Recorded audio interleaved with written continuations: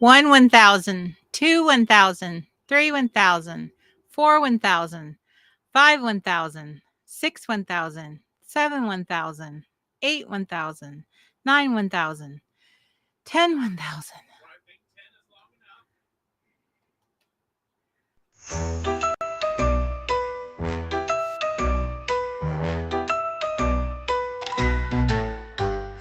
Gather round, it's Friday night.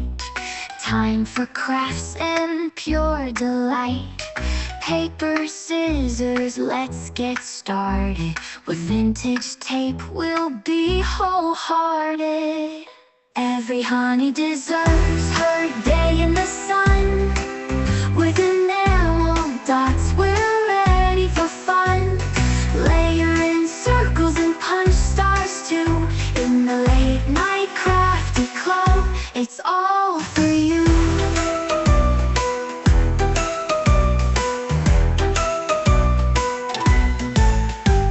Glue sticks ready, let's make a plan. Planners in the office, supplies in hand. Honey half-season, whimsy arrows, crafting magic like true heroes. Every honey deserves her day in the sun. With enamel dots, we're ready for fun. Layer in circles and punch stars too. In the Late Night Crafty Club, it's all for you.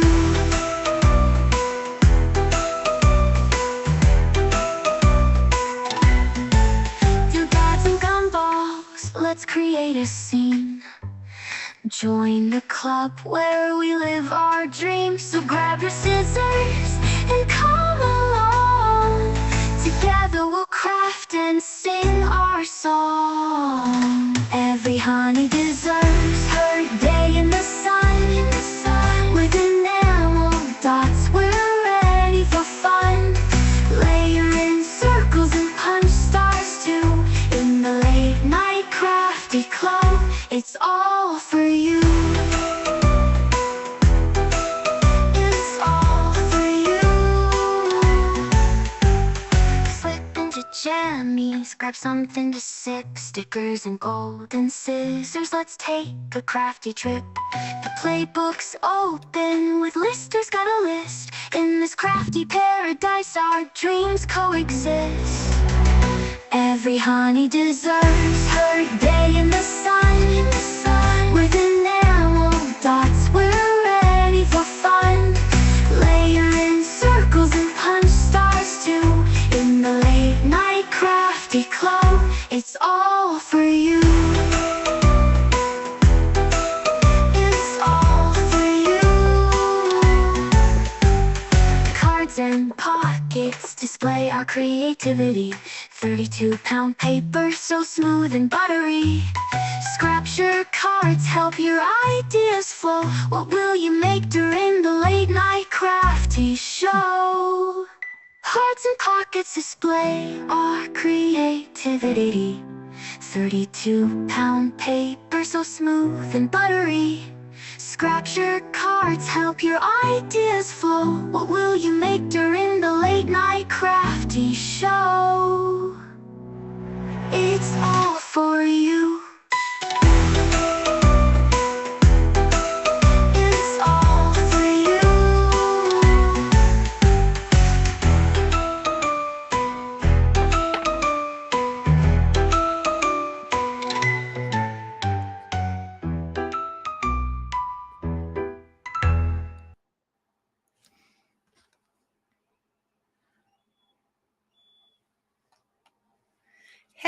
Hello, and welcome to the Late Night Crafty Club. Happy Friday. Welcome to the back of my RV. I'm so happy to see your little faces. Welcome. Happy Friday.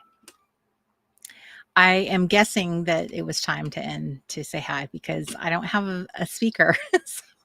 So I have to take my cue just like I did last time. So hopefully I hit the right button. Hopefully I did the right timing. I'm so nervous. I running this. Now I did have help getting things set up again. So but so far, so good. So far, so good. So I'm very happy to see everybody. We're here.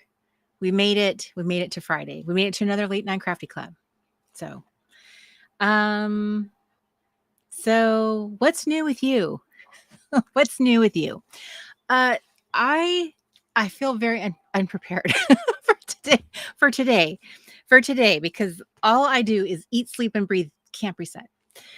So I feel like though I was kind of running from that project to this one, and I feel like I'm not quite prepared. I have a few things to show you, a couple things to talk about. But I do want to warn you that I seem to be having a little trouble with my blood sugar today. So I might have, I don't know. We'll see. My alarm keeps going off. That not sure what that's about, but I might have to sign off a little earlier than I planned if I can't keep it stable. So just a little heads up on that one.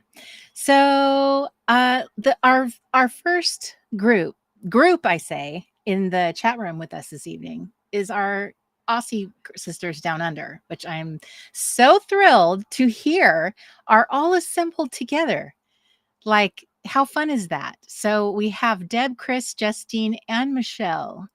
All of our Aussie girls are together doing a little pre camp crafting together. I think that is wonderful. And you guys are gathered in Brisbane.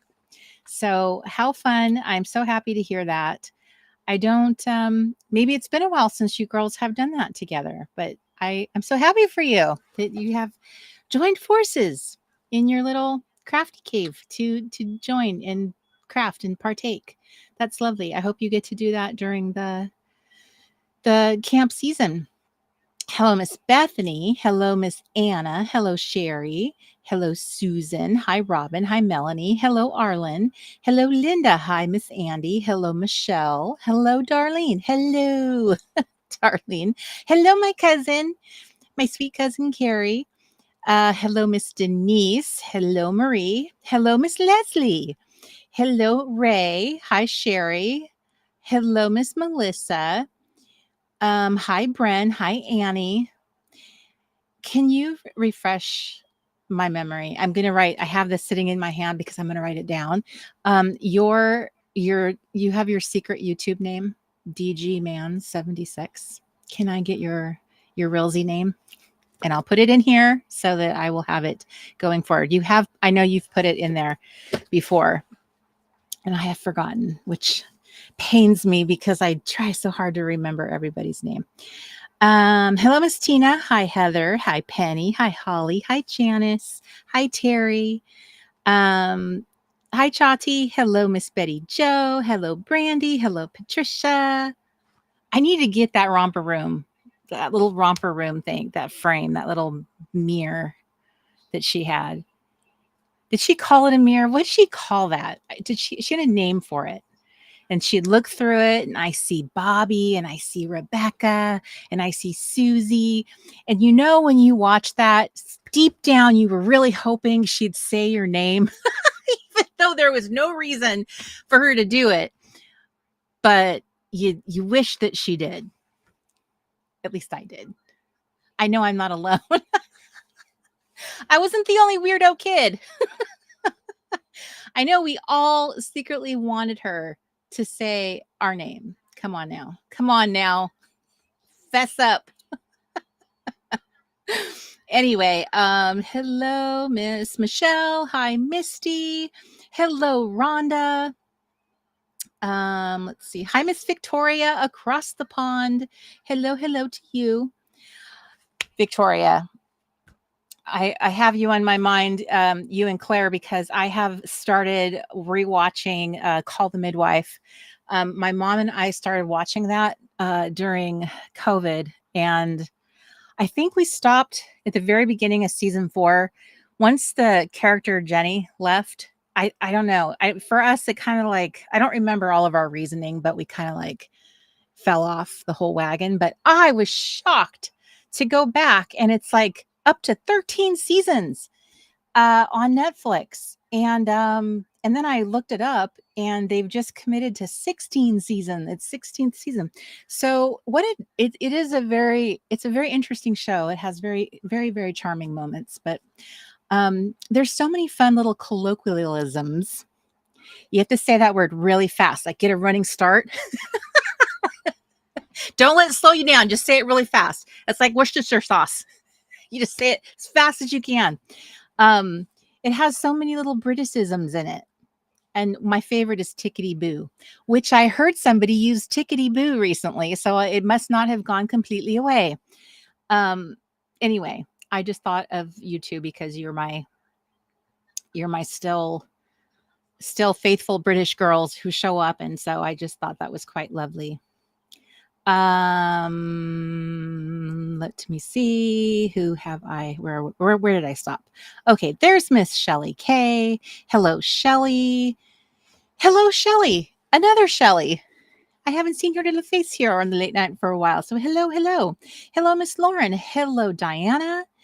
Hi, Miss Larry. You're sneaking in the back, so I therefore shall call you out.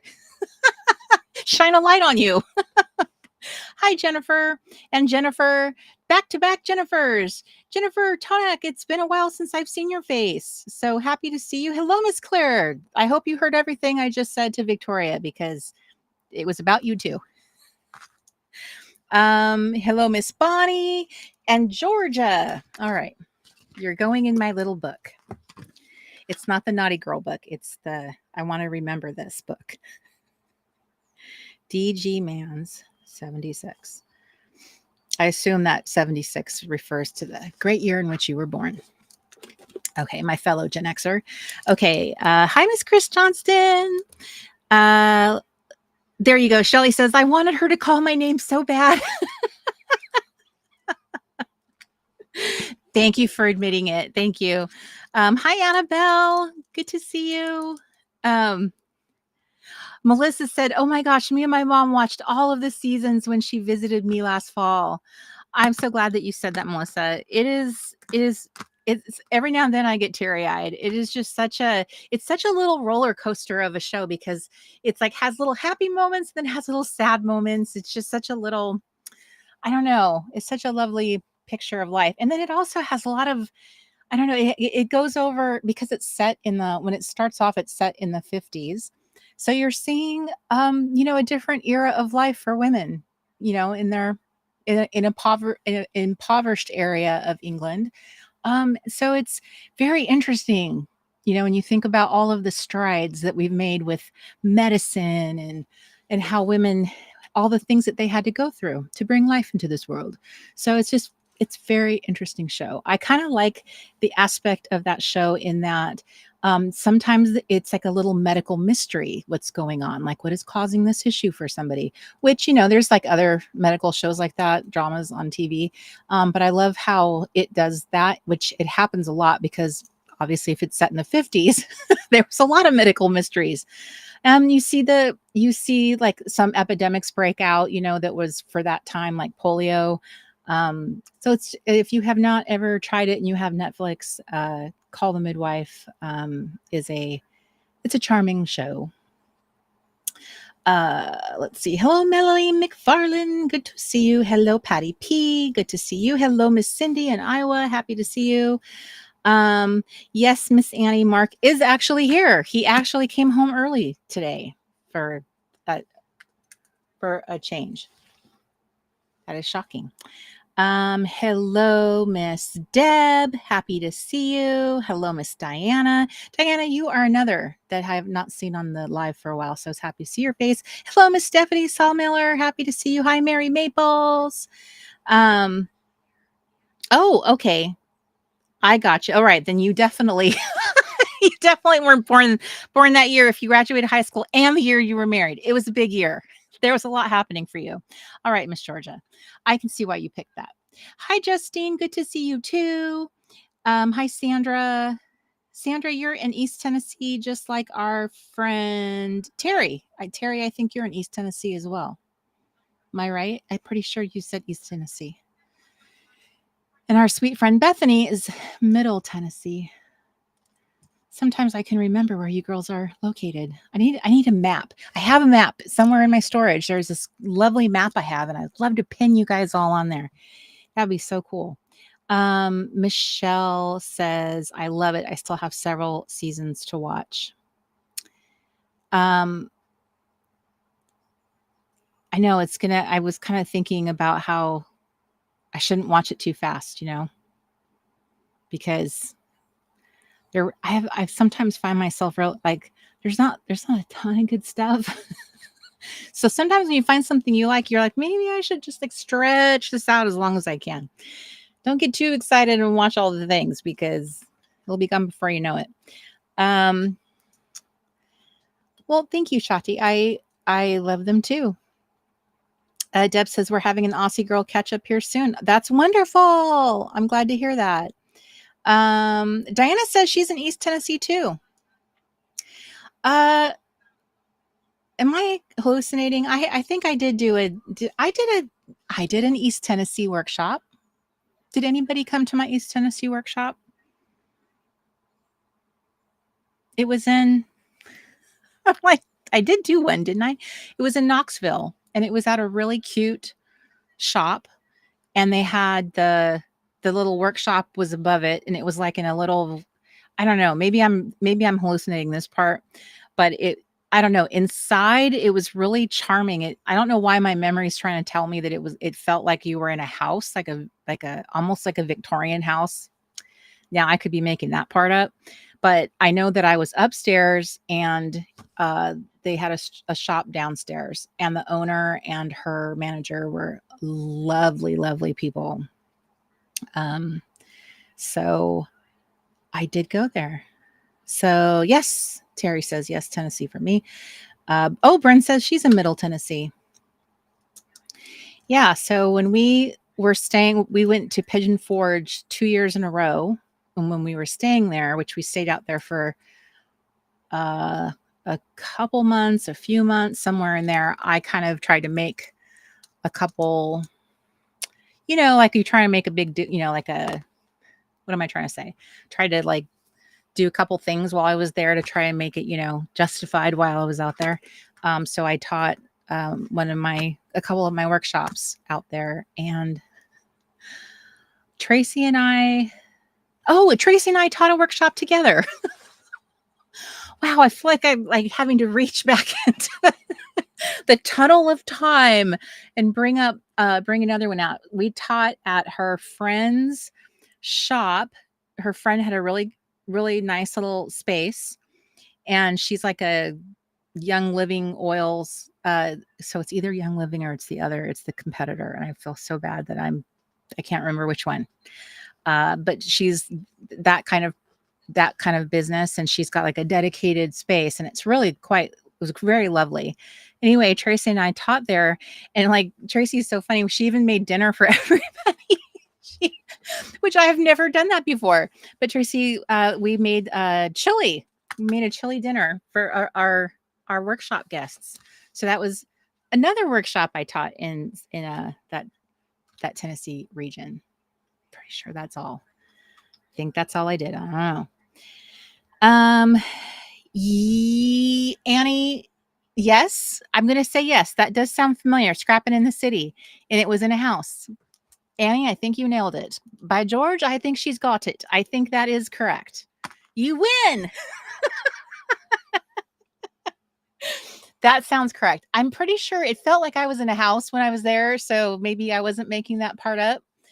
And we were there, and that was during a time where we had to turn our RV in to be worked on, of the many, many times it's had to be worked on, and we had to stay in a hotel.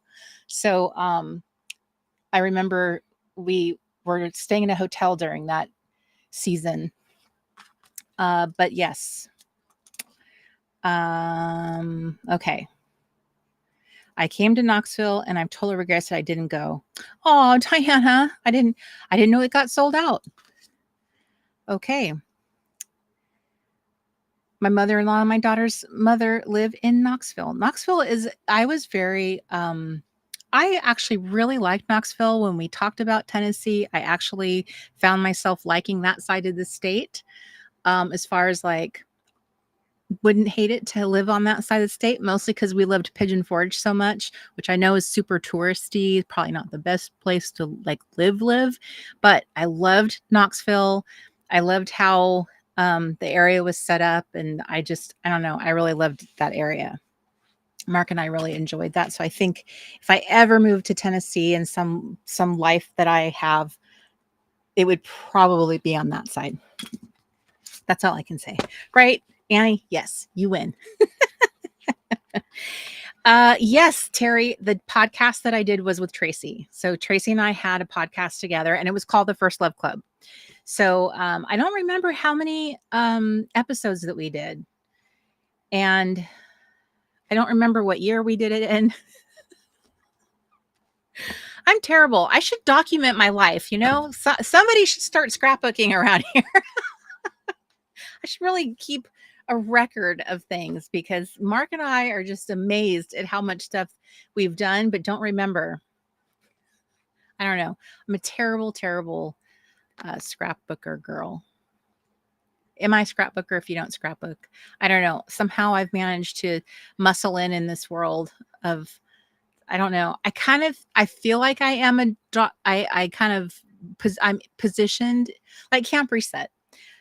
Everything I teach in Camp Reset that is craft related is documenting. I talk about documenting and journaling and all of those things. All of the stuff that I demonstrate with the junk journaling and the pocket fever, everything I usually do is about documenting scrapbooking.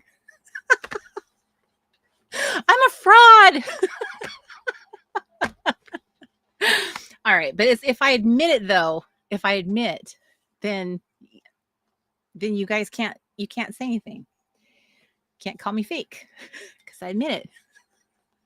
I do these things. I just do as I say, not as I do. I'm not very good at it, but I'm really trying to turn this around. And I've really been thinking about this a lot, because I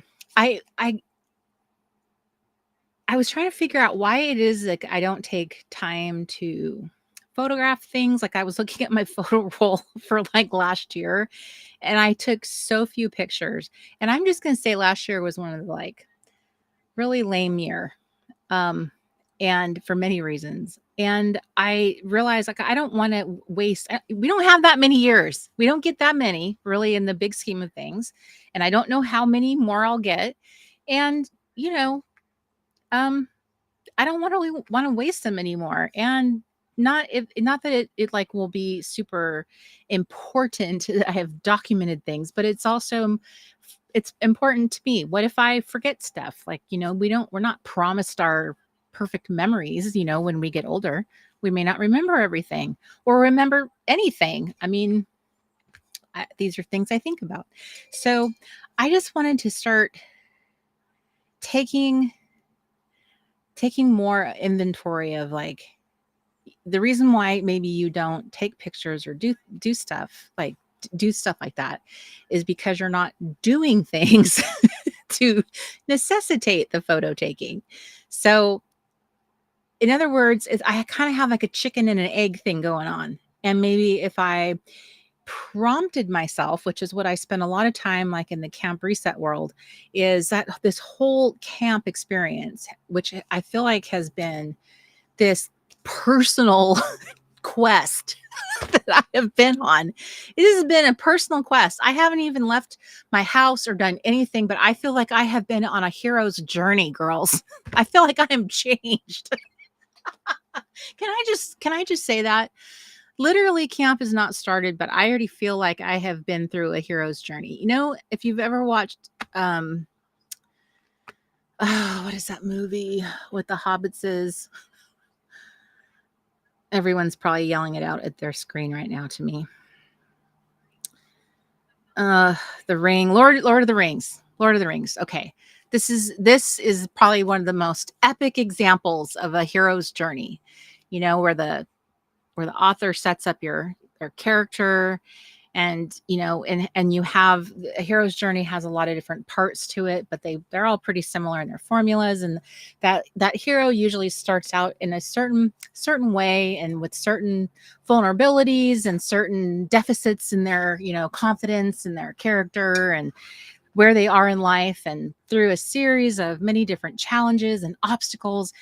And the obstacles and challenges are like the best part of the story. It's really what it makes it a page turner. Like, how's it going to turn out? What's going to happen to our hero? It makes you like, feel tense when you're watching the movie.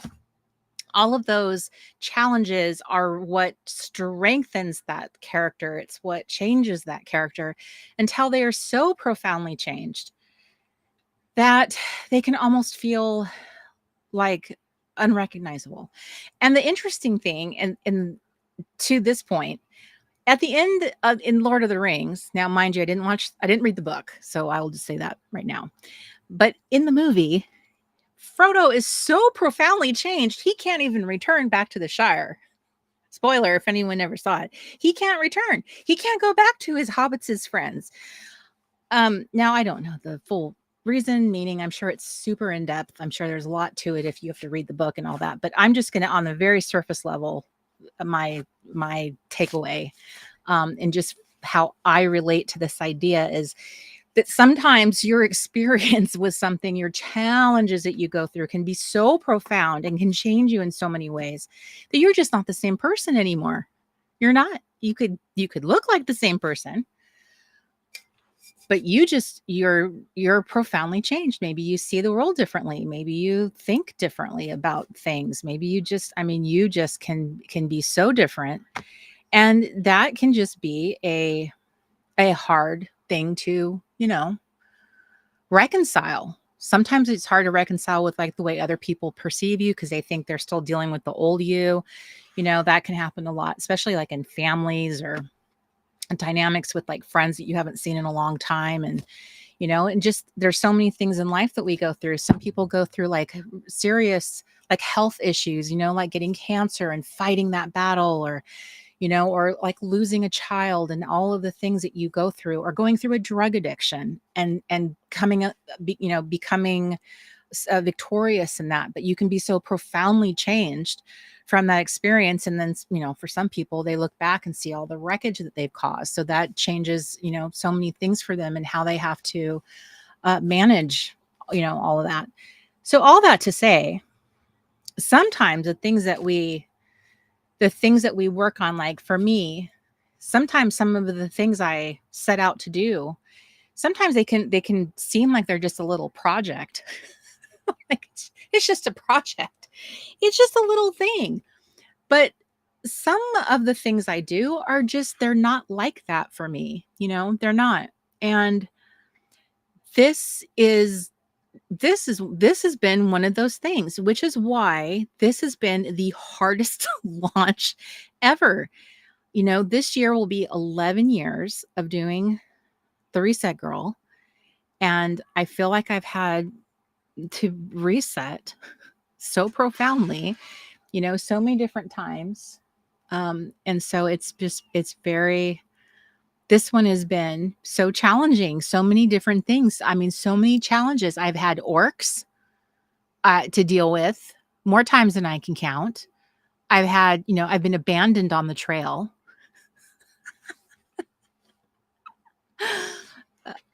I'm saying that for Mark's benefit. He didn't really abandon me, but he did. But he didn't. But he did.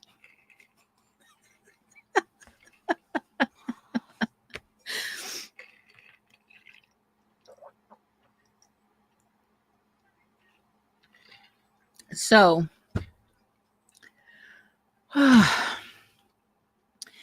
sometimes, in the process of building things, like when you're putting together something that feels like, to me, here's some little insight. This magical place that I have in my mind, and all the things that like I want to lead people, come to camp with me, and we're going to have all these different experiences. Well, every time there's been a camp, in my heart of hearts, I want each camp to have its own little feeling. Yes, there is a foundation to it. Yes, there is like similarities because it should feel like a brand. But I also want there to be some dynamics to it that do feel special and that you walk away with little profound moments. Maybe that is all romanticism and I am just it's all in my head. It's all in my head because at the end of the day, many of you are so busy that, with your lives. And that's kind of how I see this season more so than any other is just so busy. It's like, I'll just be lucky if I can, log in. I'm going to watch a few videos. I'm going to slap together some pages. And here I am over here, stressing out over every single detail because it matters so much. But I think that it's really important for me having gone on this little journey since February. It's been a really huge, important learning curve, like learning journey for me. I have learned things about myself that I did not know before. So many things. And it so changed me that it made me realize I don't want to continue doing the clubhouse the way I am anymore. I want to change that. And I'm going to change it before the end of the year. So there. I'm just changing this, which I would not have normally done in the past. I would have been like, oh no, we got to keep everything the same until, it has to, if it starts this way, it needs to end this way. So it's the same from beginning to end. So there's just, I've been getting different like mentoring and different, different influences to kind of help guide me or, kind of shape me, those kinds of things. So it's been very interesting, this little this little journey. Me, a little hobbitses, trying to navigate this. It's only taken me 11 years to finally figure out what to do with my brand. ah, so anyway, I think that one little key piece that I have learned about myself is that I can get very excited and very invested in something like one of my ideas. And the ones that I get most invested in and get most attached to are the ones that like I will go the distance with. When I get very emotionally invested for myself. When I make things for other people, it's much harder for me to be invested and it's much harder for me to keep that going. And it makes a difference. It makes a big difference. And I can like name a bunch of things in my brand that I can say that about. And I don't need to because you guys can really see that from like just looking over how many things did you see me craft with or do stuff with, because you would have, over the years of doing stuff with me, you would see like, wow, Corey never really crafts with her own scrapbook materials. She doesn't really use those collections. But that's why I would have a creative team, because then they would joyfully and fantastically use the products, because that just wasn't, those weren't my style. But I felt like, but those seem to be something that other people love so much. So we'll just keep them coming, but they weren't me. So I guess that's one of my big, huge takeaways this year is there's a difference between what some brands make for others and then what you make for yourself, and what the difference is and how that translates. So that's a weird thing, and it's a hard thing to wrap your head around, is the changing of make things for yourself, design things for yourself, put yourself first, and then if people like it, because it benefits you, it works for you, you love it, you believe in it, and then if other people like it, they'll buy it. If not, it doesn't work for them and they're not interested in it, they will seek something else. They'll be interested in other things. But you have put that, you've put yourself as first in that seat. And that's why that thing will be more of the cornerstone of what you you know, what you offer and what you do, um, because it's something that you're using more often and it works with you and evolves with you. So these are all just very interesting things that I've learned as I've been working on this project and not really thought about, but can see very clearly now. I can see now the many different things that did and did not work for me over the years. So it's kind of it's a weird thing because I have preached to you. I have told you many times, I say it to you in camp, put yourself first. This is the self-care camp. This is the first time that you're going to be putting yourself first. I literally am putting that in the copy and I have to take my own advice. I have to preach to myself. So we're all going to be putting ourselves first. This is what we're doing. But sometimes it is as difficult as that sounds. It even sounds strange. It sounds weird. It sounds uncomfortable. It does. And I theorize it probably sounds uncomfortable to us Gen Xers and boomers. This is my theory. I think us women of a certain age probably feel a little more uncomfortable with this. I think sometimes it takes some waking up to it. Something has to change in your life for you to finally realize it. Sometimes it's a health scare or a huge change in your life that will finally get you to realize I need to put myself first. Yeah, sometimes that can happen, but I think that is just not the nature of how many of us were raised. We weren't raised that way by our mothers. We didn't raise our kids that way, our daughters that way. So it's just kind of a strange, it's just sounds so inherently selfish. Yet we are going to carry forward. I'm inviting you to a camp where I ask you to put yourself first. Everybody put on their own mask first. All right. Please, and thank you. Put your own mask on first. All right. Hi, Miss Mandy. Good to see your little face. And yes, restarts are great. Change is great. I agree. I 1,000% agree. I have embraced change my whole life. I love a reset. I love change, which is why sometimes I gotta wrangle myself in because I would be changing so much more if I didn't wrangle myself in, because I love change too much. Too much. I would just be, you guys wouldn't even know who I was. All right. So what was I going to say? What were we going to do? What are we here to talk about? I don't even know how and why I careened into that little chit chat. I don't even know, but I have something to share with you. We made a coloring book. How cute. How cute. So Mark put so much time into this coloring book. It is so cute. The Scrapbook Scouts and the Great Camp Adventure. So I just wanted to flip through this. The link for this is in the description of this video, which you can also find it on the resetgirl.com. If you go to our shop and click newest, if you sort by newest, I think it's newest or new in shop.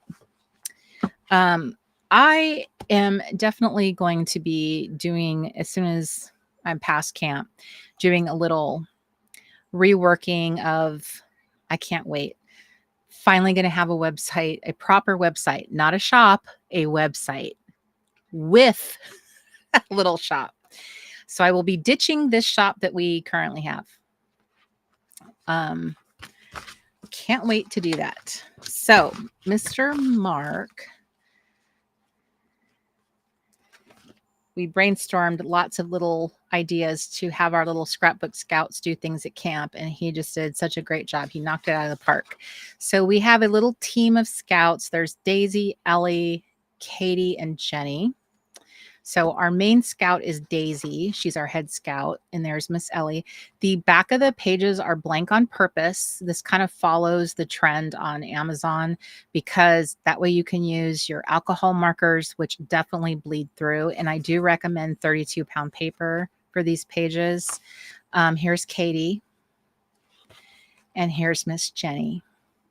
Jenny is modeled after the My Friend Jenny, the Fisher-Price doll from, from the 70s, 80s. I loved that doll so much. She had like the little straight brown hair with the little bangs.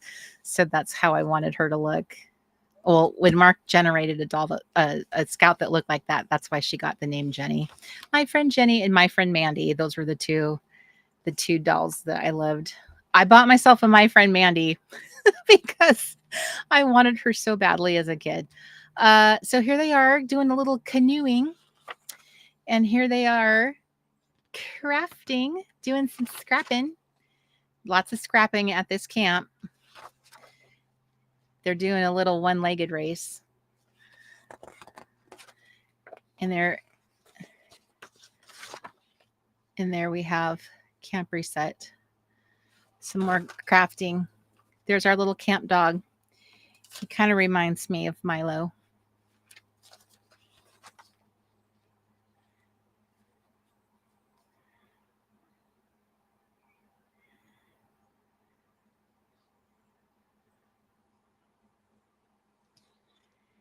There's Miss Daisy with the root beer float. There's LA making funny faces with her flashlight. There's Talent Night. She earned her little badge. The Camp Reset handbook. Writing in her journal.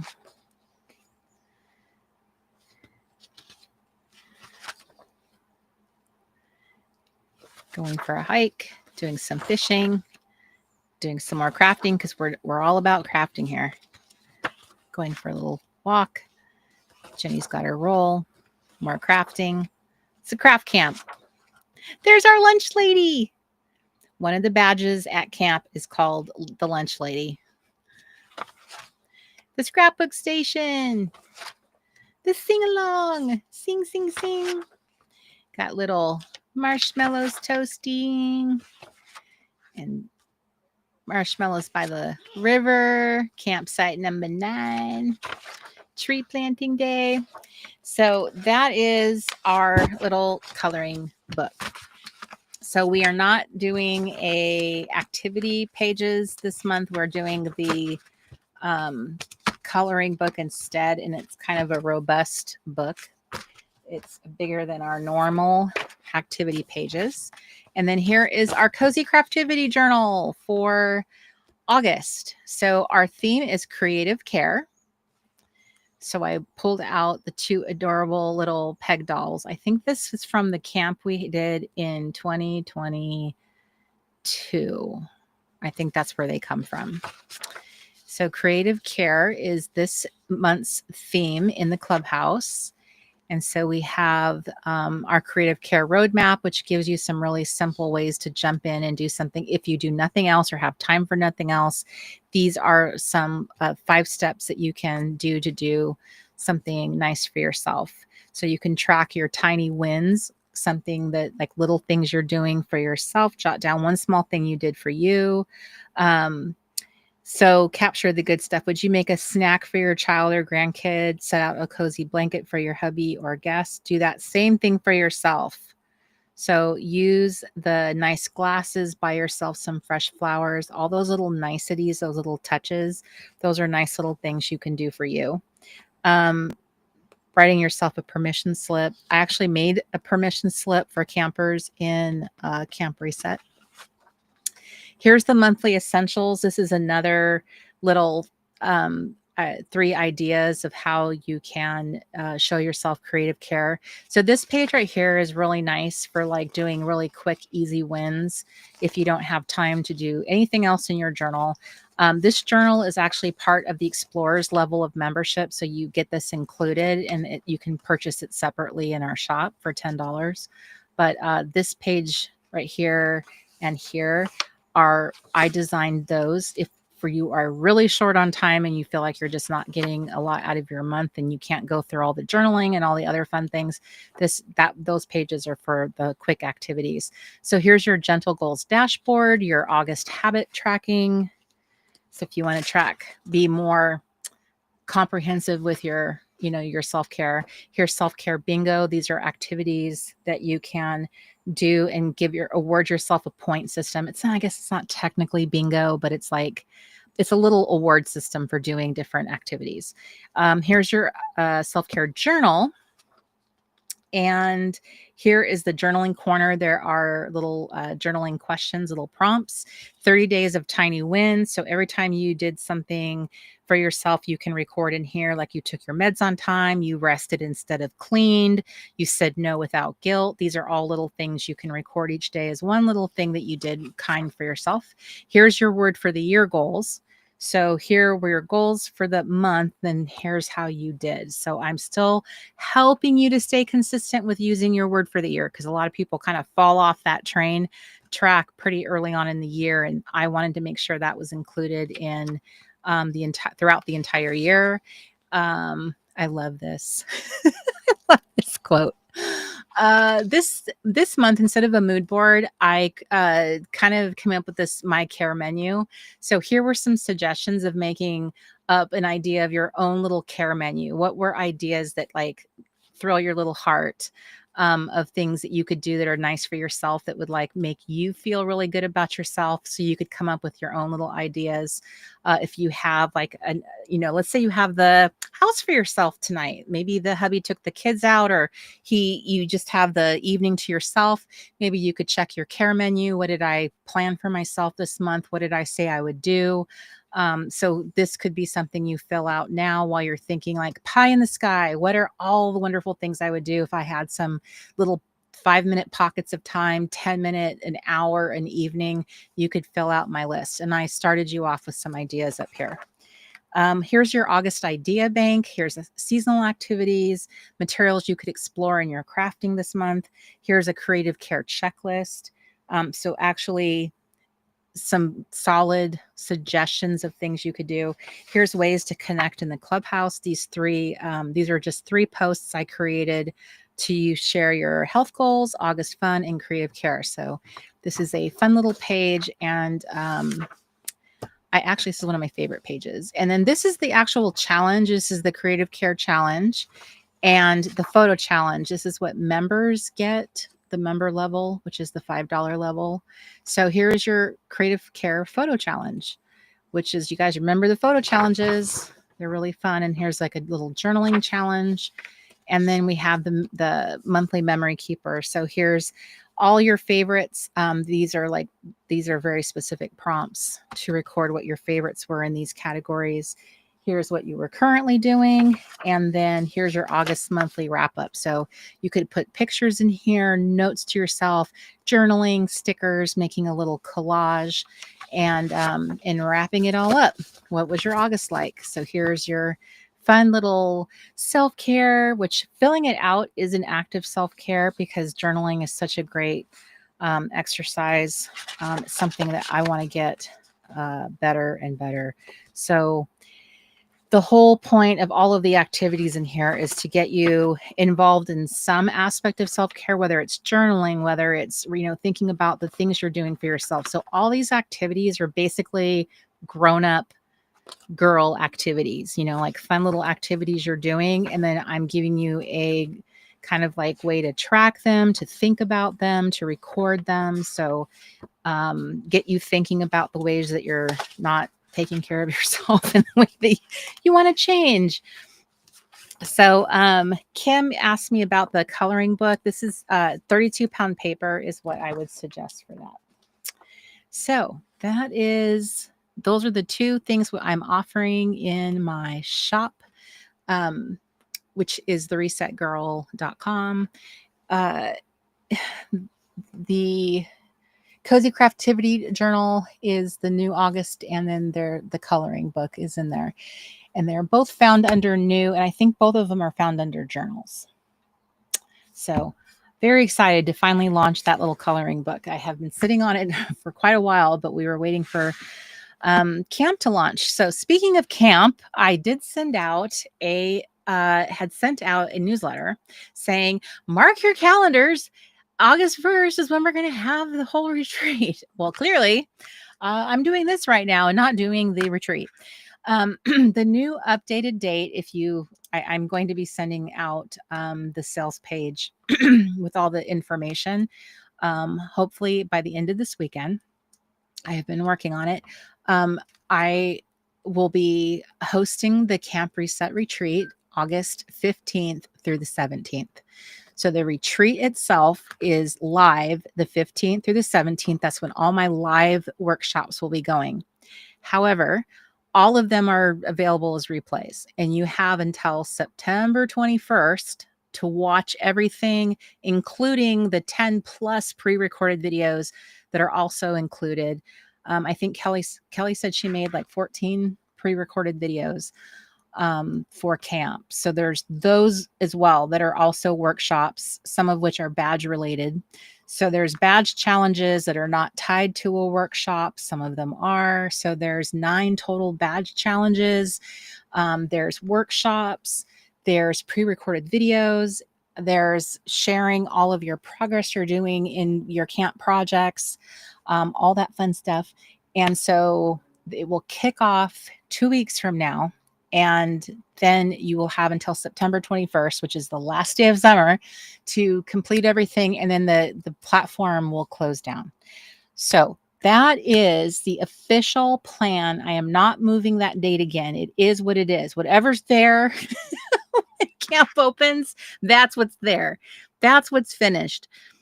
So I definitely, I will have some form of a sales page newsletter going out. My goal is to have it out by the end of the weekend, and along with my challenge is that once you purchase your pass, you have immediate access to Mighty Networks. I can't stop that train. So what I am doing is making a kind of like a welcome page, which I think a lot of you are familiar with how that works. Is you kind of like come in and you see like, hey, hi, you're in the welcome center, but you will not be able to go forward. You can't see anything past that. It'll just be a welcome center kind of thing. And that way, that gives me a little more time to wrap everything else up and give you access when camp will actually open the retreat weekend. And you'll have all of that time to get everything done, which is a little over a month. So it is going to be super, super fun. I have made a couple changes since the last time I talked to you, of course. I'm just going to have one level of a camp pass. I'm not going to offer 2 like I was. I was planning on doing like a VIP level and then, general pass, and I'm not going to do that. I'm just going to have one ticket to come in. And I am going to set it up so that you can make, they call it an installment payment, but you can make multiple payments. So if I set it up so that you can pay part of it in month 1 and part of it in month 2, instead of having to pay it all up front.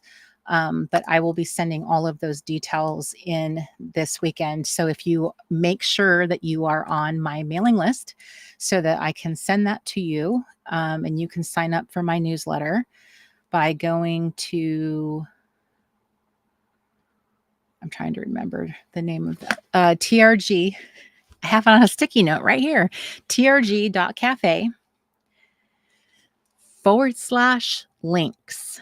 So that will bring up this page. It has all of our links for like all of our important things. And I have 2 newsletters on there. And one of them says the Cozy Creative. And that is like my main newsletter right now. So once you're on that newsletter list, I will be sending it out very shortly. So you'll be all in, and then you'll get all the information. So, oh, how awesome. Miss Fairy Dust said that she was just pulling out some vintage Reset Girl goodies to collage. And then I found that I have a live. Here I am. Live and in person. Well, that's excellent timing. I love that. So anyway, hi, Miss Steph M. Let's see. I know I saw, hi, Miss Budgeting Mama. Excellent name. So yes, that is my main goal, is to get that newsletter out. So usually by now, I think I would have gotten it out sooner than this. in the past. It's possible I've been I don't know. I'd have to think about it. In the past, has it been as close as 2 weeks before camp when the newsletter, like the sales page, became available? I feel like that's really cutting it close. So this has been a nail biter. It's not been my finest hour. But I always tell you how much it's not for lack of not working on it. Trust me. This has definitely been the biggest camp project in so many ways, so many ways. And I absolutely love the printables. Oh my goodness. For not being a graphic designer, which I don't know, not being a formal graphic designer, but I think they turned out really cute. And I love them. And I love I just love all this I just love that it is Camp Reset. So I'm glad it's getting to live this year. I cannot promise it will live every year. So when it comes around, jump on it, because it didn't come around last year. Last year was the first year. It did not live. It did not. I tried. I did not succeed. But I also didn't make as big a deal about it last year as I did this year. This year I kind of doubled down multiple times. There was just no graceful way of pulling out this time. And I couldn't do that 2 years in a row. So let me tell you, multiple people in my life said, you can just cancel. You say I'm not doing it. I'm like, no, I did that last year. I can't do it 2 years in a row. No. So no, I have stayed the course. God is my witness. We are camping. So I do not know what will happen. I don't know. Even if there's 10 of us, okay? I don't care if there's 10 of us in that camp. For the sake of 10. Will you host camp this year? Yes. The answer is yes. I just want to have this thing up. I just wanted to live. Trust me. For those of you who actually come to my camp, please know this one I have poured out. I have poured it out for this one. This camp. Because all the other camps have involved many, there's been different people that have contributed and done things. Kelly Anderson has been the what do you call it? Your clutch hitter, your clutch something, your clutch something. She has come in. My pitch hitter, my pinch. Clearly, I do not know any of the sports analogies. She came in and helped me out getting great material recorded, because I did not have the ability to film and edit in time. So I was very fortunate to have her skills and talents. So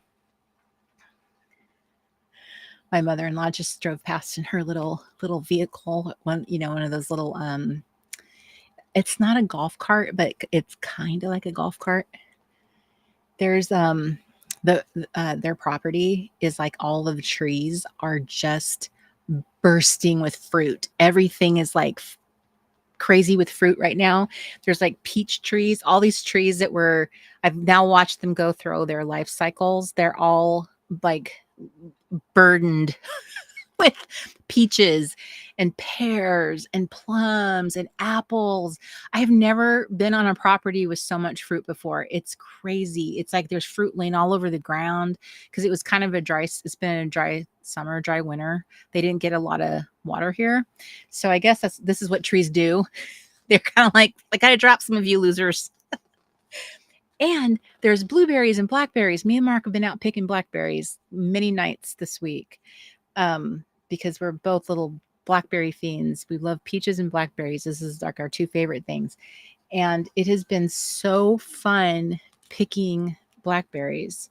We're like trying to figure out all these different ways to get the berries we can't reach.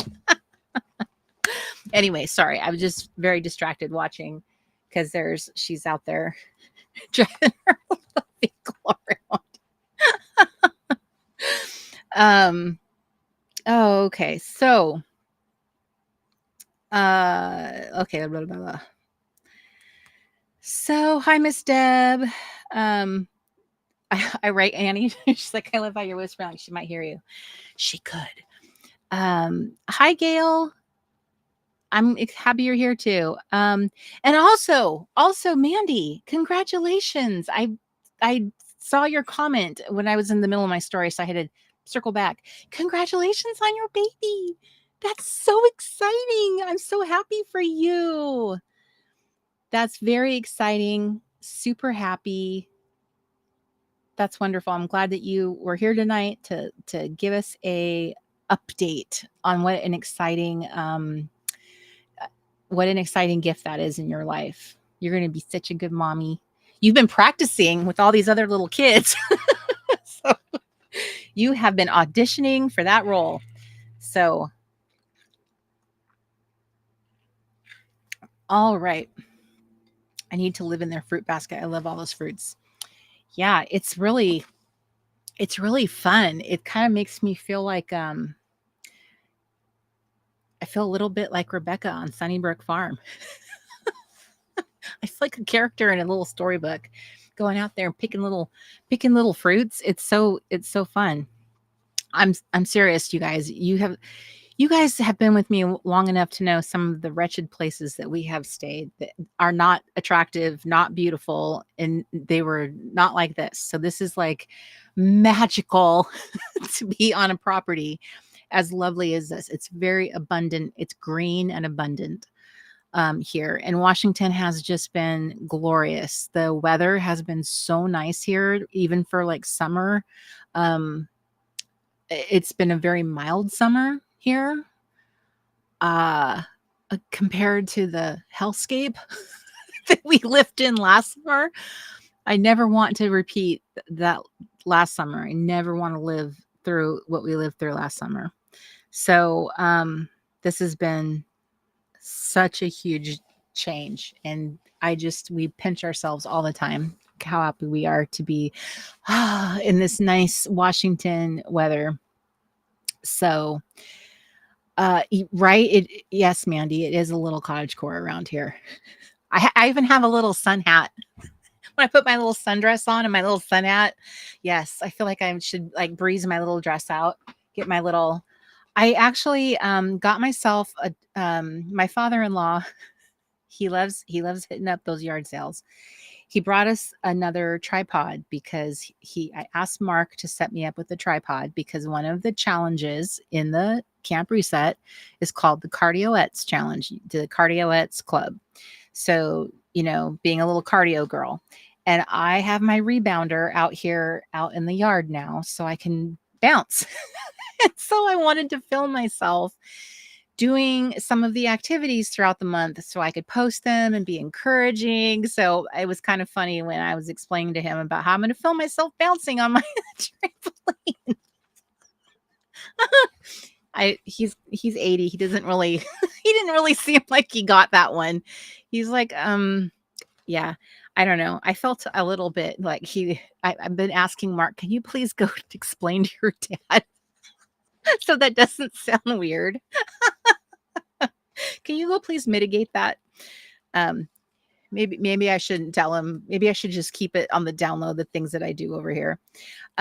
Yes, Annie, it is like living in Everdell. Speaking of, I just pulled that game out last night because Mark's brother and his wife are here right now. They're visiting, and they love games. So I pulled out Everdell last night to show them that you guys want to play this, and um, it reminded me of how much fun that game is. And yes, that I have been thinking about that game because of all of the seasons that you work through and gathering all your resources and your little fruits and all the little things that you do. So, by the way, Mark told me that Everdell is on sale. So you can get it for iOS, like you can buy it as an app for your device. So if you have an Apple device, you can get it on iOS for $10. And if you want to get it on Steam, it is $12 on sale. So it's 40% off right now. I have not played the digital version, but I probably am going to try it on the iOS, the iPad. I'm going to ask Kelly Anderson if she would if she wants to play it with me to see what it's like to play, the digital version with somebody. Because Mark has this dream.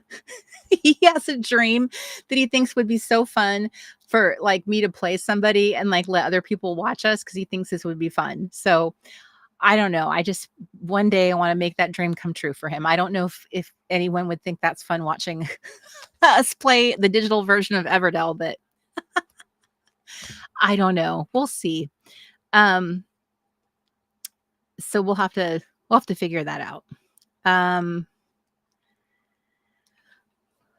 okay. So what I was doing, I was trying to figure out, I've lost track of how many times I've pulled stuff out and talked about them.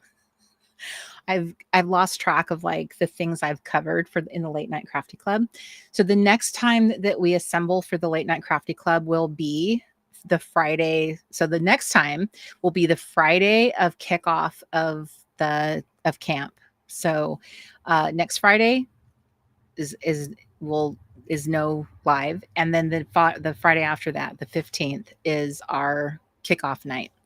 So that's very exciting. Now, historically, I usually have the Late Night Crafty Club the same night as the first night of camp. That's just historically what I do. It's my way of like the last chance you have of getting into camp and join camp. And because I've changed the format, you can you'll still be able to join camp throughout the month. And I'm going to be hosting Late Night Crafty Clubs all through August and September, so that you'll be able to I'm going to be doing my camp projects on Late Night Crafty Club, so you'll still have time with me to do camp stuff, even though I won't be doing live streams for camp specifically all throughout like I usually do. I'm just doing the one kickoff weekend, and then we're all going to be doing our projects. But I will be doing Late Night Crafty Clubs, and I'll be doing my camp stuff. So that kind of is like the trade-off, because I cannot do it all. So that's how I'm going to handle it. So you will be able to, we'll still be able to gather. We'll still do that. I actually am planning on doing I want to try doing some rock painting on the Late Night Crafty Club. I was showing you guys last time that I have my little rock. This came all the way from New Hampshire, the New Hampshire Visitors Center. I wish I could remember the specific visitor center it came from. I'll have to think about it. It was just this really a big surprise that I found him. I just happened to look down, and there he was, and it was fall. So of course it makes sense that he's like a little pumpkin. And so my father-in-law has a bunch of river rock that he got. So it was like, oh, finally, because I always struggle to find rocks, worthy of being painted. So this will be really great. And so there's a whole badge challenge for painting rocks. So that will be something I can do. I'll be working on my little scrapbook scout. So yeah, this will, I think, help keep people, hopefully help you feel inspired and accountable to getting your stuff done, because you have a Late Night Crafty Club to bring your stuff to and work on. Yeah, it does actually have a little Nightmare Before Christmas feel to it, doesn't it? It does give those vibes. Elisa says, what's digital Everdell? My kids won't play with me. It's too long. No, they won't play with you. Oh, Elisa, I'm so sorry. I would play with you. I love playing Everdell. I haven't played in a long time. So you can, if you look on iOS, like the Apple Store, look for Everdell under there, and then under Steam, which I don't know how to. Okay, I don't know how to get to Steam, to be quite frank with you. I don't know if this is like. I know it's a platform for buying video games. So I know this is how, I'm pretty sure you can buy a Steam pass, and then like it's kind of like renting games in a way. Like people can get a membership from Steam. But I think that you're buying this game. So I don't know how you play it through Steam. I don't know I don't know the device. Mark just told me it's on sale there. So if you have an Apple device, I would go with the iOS. Try it out. It's $10. This is what I heard. I'm going to be at Camp Spofford in New Hampshire this September. Camp Spofford? That sounds fun. Yes, Miss Mandy, you can play Everdell with your friends. They have a digital version that allows you to play with friends. And I don't know if it's both of them, one of them, but I was trying to figure out which one because I want to play. I want to play. It Georgia, it's such a fun game and it's adorable. It is the most adorable game. The illustrations, the artistry of it is adorable. It's all like little woodland creatures. It is precious. And it is, Jennifer says Steam is for desktops and laptops. So I played a game on the Steam Pass on my computer with my daughter. There was a game that we played together as when she was a little girl and she found it on Steam. So she had us playing it together and it was called, okay, I don't remember the exact title, but it's something about the Zumbinis. We played it a lot when she was little. And we're talking about like before there was, I mean, this was a game that she got like on a CD-ROM. It was like a computer game for kids to like teach them logic. So it was like a logic game. My aunt was a teacher and that's what she used in her classroom. So she gave it to us when she moved on to like I think she moved on to a different game or another version of it. She taught like advanced kids. And so it was a challenging game. It was challenging for me, but she found it on Steam. So we played together and it was so fun. It was like going back in time playing with her. So that was my only experience with the Steam thing. I don't know much else about it. That's not my expertise. Is it available in the US? Not seeing it in the App Store. Mark is the one that told me it was $10 on Apple. Let's look, shall we? Let's do it because this is Mark's dream come true. If I had I left the game itself is out in my little studio. You guys, I have a studio. It's going to be a little project. Wait till I get going. I'm going to, my hope is to get the camera set up in there and then I can show you what I'm going to be doing in there. Okay. First of all, it'd be helpful if I go to the App Store. There we go. Okay. So let's look. I don't even know if Mark can hear me. Okay. So there it is. Everdell. Build a colorful critter city. From Everfrost to Bellsong, many a peaceful year has passed in Everdell, but the time has come for new territories to be settled and new cities to be established. Adapted from the award-winning board game from Tabletop Tycoon. Face off against other founders in cross-platform multiplayer games. Or test your civic wits with AI play and solo challenges. Ooh. I think I'm hearing it say you can play against AI. That's what I'm hearing it say. Okay, so it is $9.99. Did I answer the question? So it's right here. See the cute little beaver?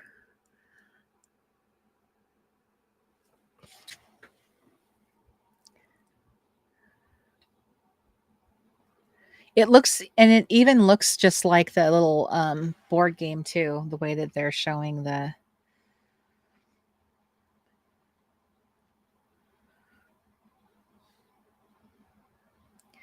I am not sure what it will feel like playing a video versus the game. You know, like sometimes a game can feel different when you have an analog pieces versus seeing a video screen, you know. Kelly says it's $9.99 on Google Play as well. So if you are an Android user, then it is also available on Google Play. All I can tell you is this is like my game. It's my favorite game. It's absolutely charming. I wrote up a sheet one time for those of you who bought the game. It was my little strategy sheet because Corey has a strategy how she plays this game. It's how I win the majority of the time I play. Um, I don't know if Everdell's a game that it is strategy or if it's luck. I don't know exactly what it is, but I do win a lot. I'm not bragging when I say that because I don't know that I don't know that I'm a brilliant strategist, but I just tend to I love this game and I am I spent a lot of time figuring out how I'm gonna how I'm going to play my pieces and stuff.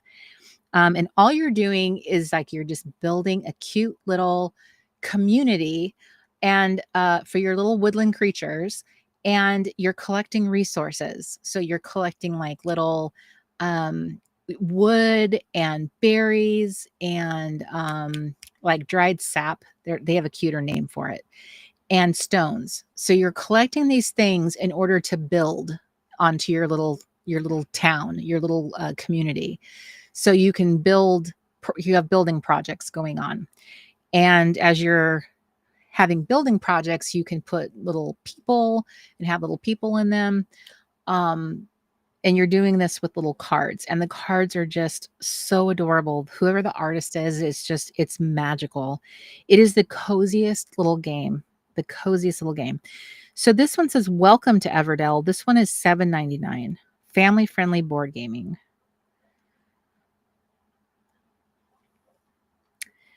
Interesting. So I don't know. This is Direwolf Digital. So this one is different. This one is a different. Oh, I'm sorry, but the artistry on here is just ridiculous. So cute. So those of you who are not getting to play, bought it and don't get to play it, oh, I'm sorry. That's just not right.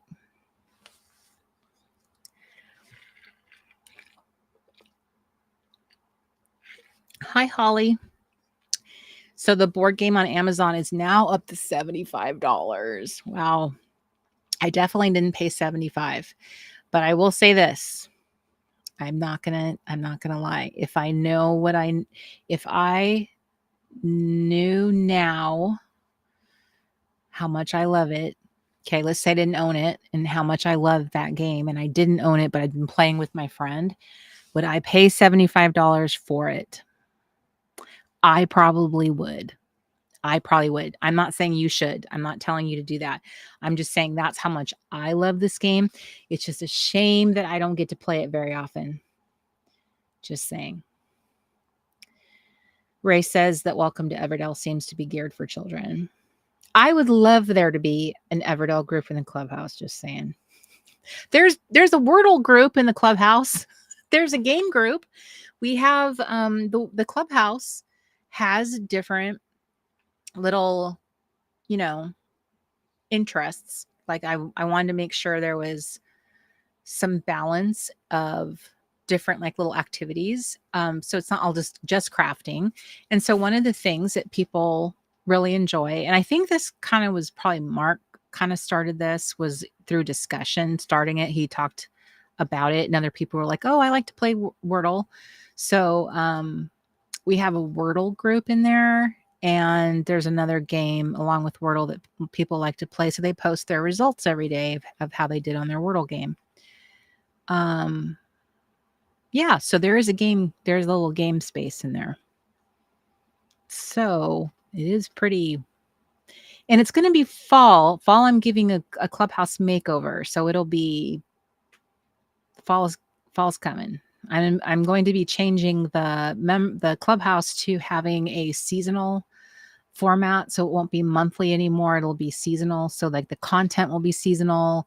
It'll just have a seasonal feel. I will be rolling out content once a quarter, and then you get to enjoy and revel in that content for the season. So it won't be as moving as quickly, and I think Everdell is the perfect fall game. It's so fall. I just, it is. Even though you move through the seasons, I think it's the box. I think it's the artwork. I think it just gives you fall vibes. Um, Rebecca, I will have to find that strategy sheet. I will have to figure out what I did with it because it was several years ago that I did it. That I put it together because I had a very exciting conversation about Everdell, and I know quite a few people bought the game because I was talking about it so much and telling people, "Oh, this is so awesome." Um, and I said, "Oh, I'll I'll share this." I even wanted to do like a little live stream about Everdell, and like I I would love to be able to like. I wish there was a way to play the board game online with people. I just don't know how you could possibly do that though. So, um, there you go, Carrie. You need another distraction. And Everdell's so cute. Wait till you see it. Tell you what, I will bring Everdell down in the fall when I come down there for Tommy's wedding. And when I come down there for Thanksgiving, I will bring Everdell. It's adorable. It's very, very adorable. When I showed my brother and sister-in-law last night, they're like, "Oh, our kids have this game." So their kids are they're doing a mission. What do you call that? They're serving in a mission in Estonia, so over there in Europe, and which is Everdell is like a European game. Um, and every time I buy, like, go to buy an accessory for it or go look at accessories, they're always made by Europeans, like Poland or I think I saw somebody making them for in Lithuania. So, which is interesting. And because I have accessories for my game. I found these really adorable little holders for all of the little resources. So, like the stones have this really cute little container for the stones that makes it look like it belongs in the little environment, and it's really cute. So, you can go on Etsy and type in the game that you like or have, and you'll find people who make 3D. It's the people who make plastic 3D printing. They're the ones who make a lot of accessories for games now. So, like people who love Dungeons and Dragons or War of Warcraft or any of those like really popular games, people who do the 3D printing make all kinds of crazy stuff for them, make different figures for them. And so it's people like that that are kind of creating these fun little Everdell accessories. And it's just really, as time has passed, it's interesting to see what else they come up with. So it's really, really fun. Um,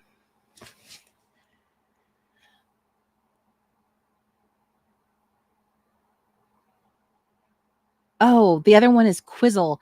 That sounds familiar. That sounds familiar. I think I know what you're talking about.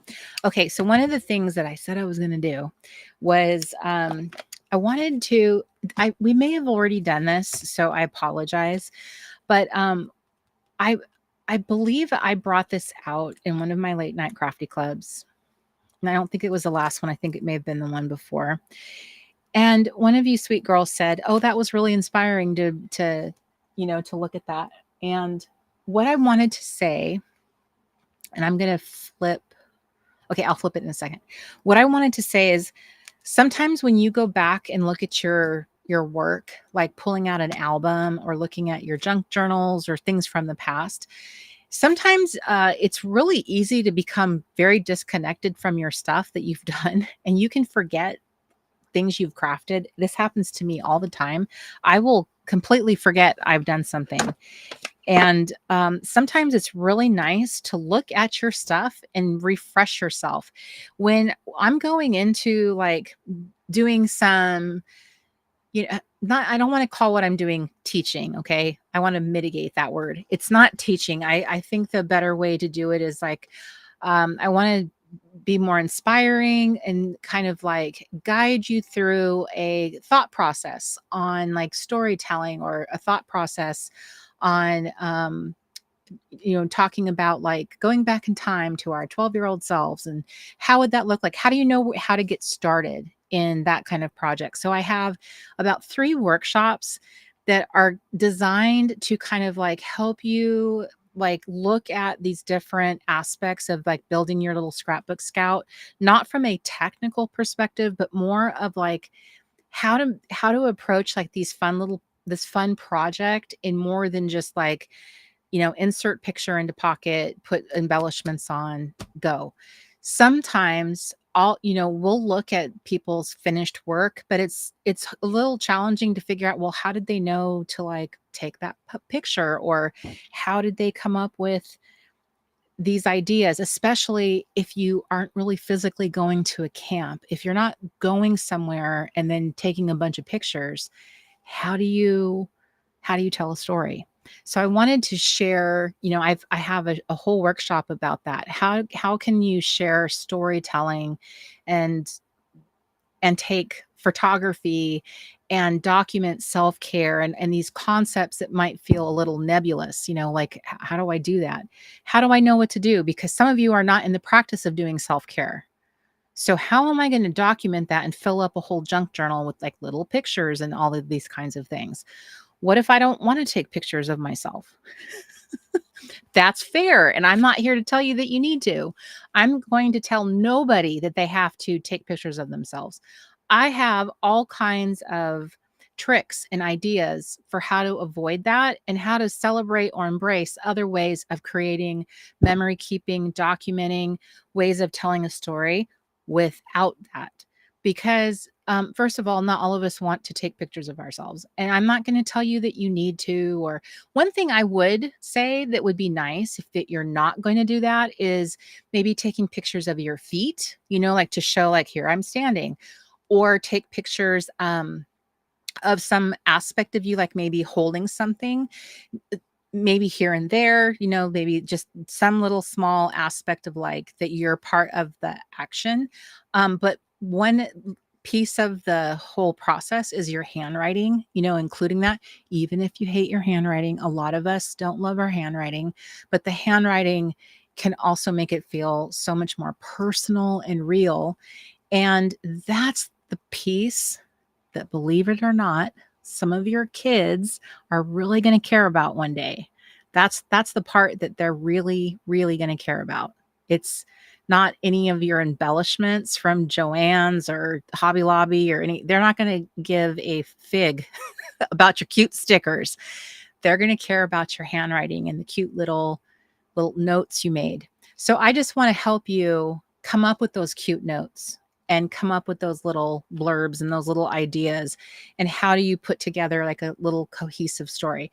So because I came up with camp and because I had to think through this idea of camp, I also had to come up with, well, how do I lead someone who's never been to Camp Reset to an imaginary camp and have an imaginary experience, but also have a real experience in her home where she's actually going to do some self-care things and take the time to document her experience because she matters, and then take all of those things and put them in a precious little album. Because how old are you? Say your age out loud right now. Tell me in the chat room how old you are.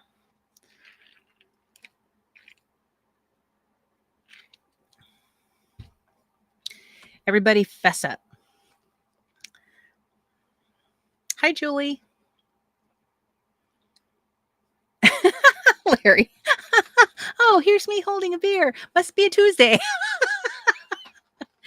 Okay, Mandy says 47.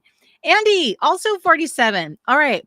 Larry, me, samesies, 54. Ray, 29. All right. So from now on, I love this idea so much.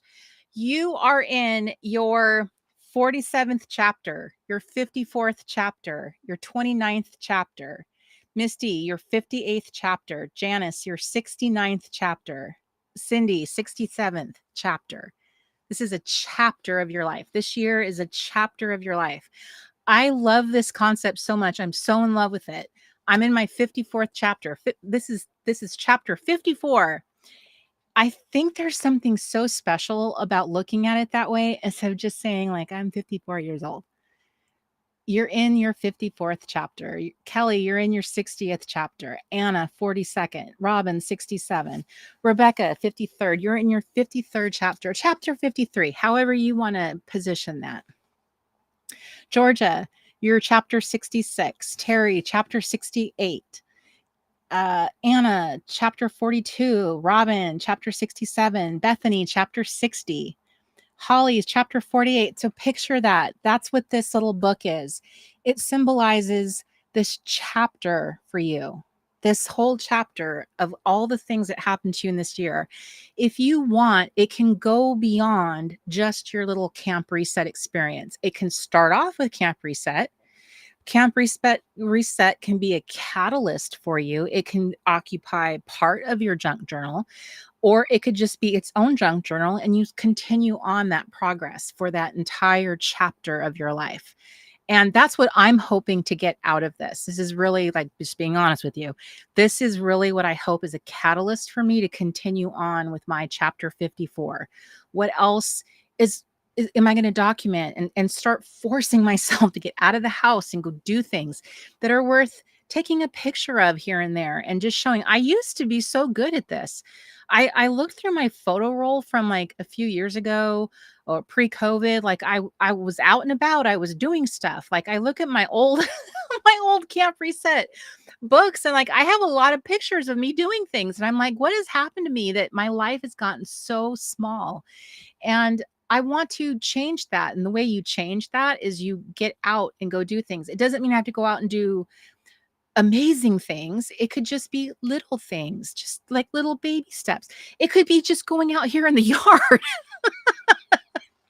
If you tend to be more of a homebody, start new little rituals where it's getting you outside of that same comfort zone that you are always in and doing something new that kind of like shakes things up a little bit.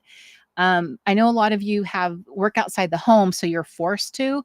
Unfortunately, once you like retire or once if you work from home, sometimes you can settle into a routine that may not be good for you, and I feel like I've done that to myself. So I say this to all of you who might find yourself like, yeah, me too. We all need to get out. We all need to get out a little bit. Darlis, you're in chapter 63. Melissa, chapter 5. Holly, chapter 62. Melissa, chapter 63. Holly, 48. Kat, 60. Let's see. Chachi will be 37 when camp starts. Julie, 44 tomorrow. Congratulations. Happy birthday to you. Jennifer will be chapter 53. Sherry is 54. Shindell, chapter 74. Deb is chapter 64. Alyssa, it hurts to say it. Yes, but at least you get to say it, right? You get to say it. You get to be that old. Think about how many people didn't get to be as old as you are. That's how I always remind myself. I have family members who didn't get to be my age. Lauren, she is chapter 30. She's our youngin here.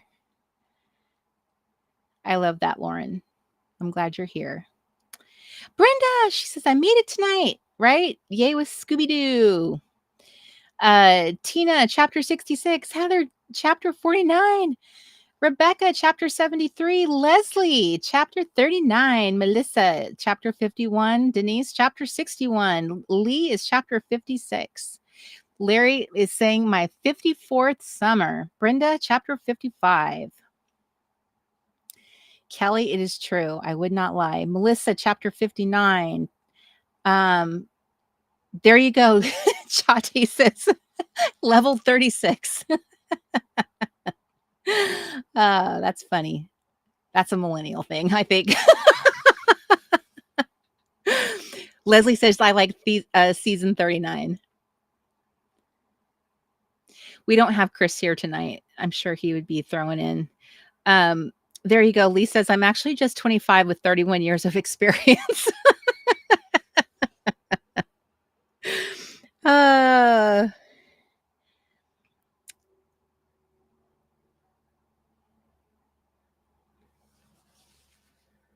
Anna says, my husband's on vacation this week, not following his usual routine for some time. He retired 2 years ago. Yes, retirement is probably a little bit of a settling process for a lot of people.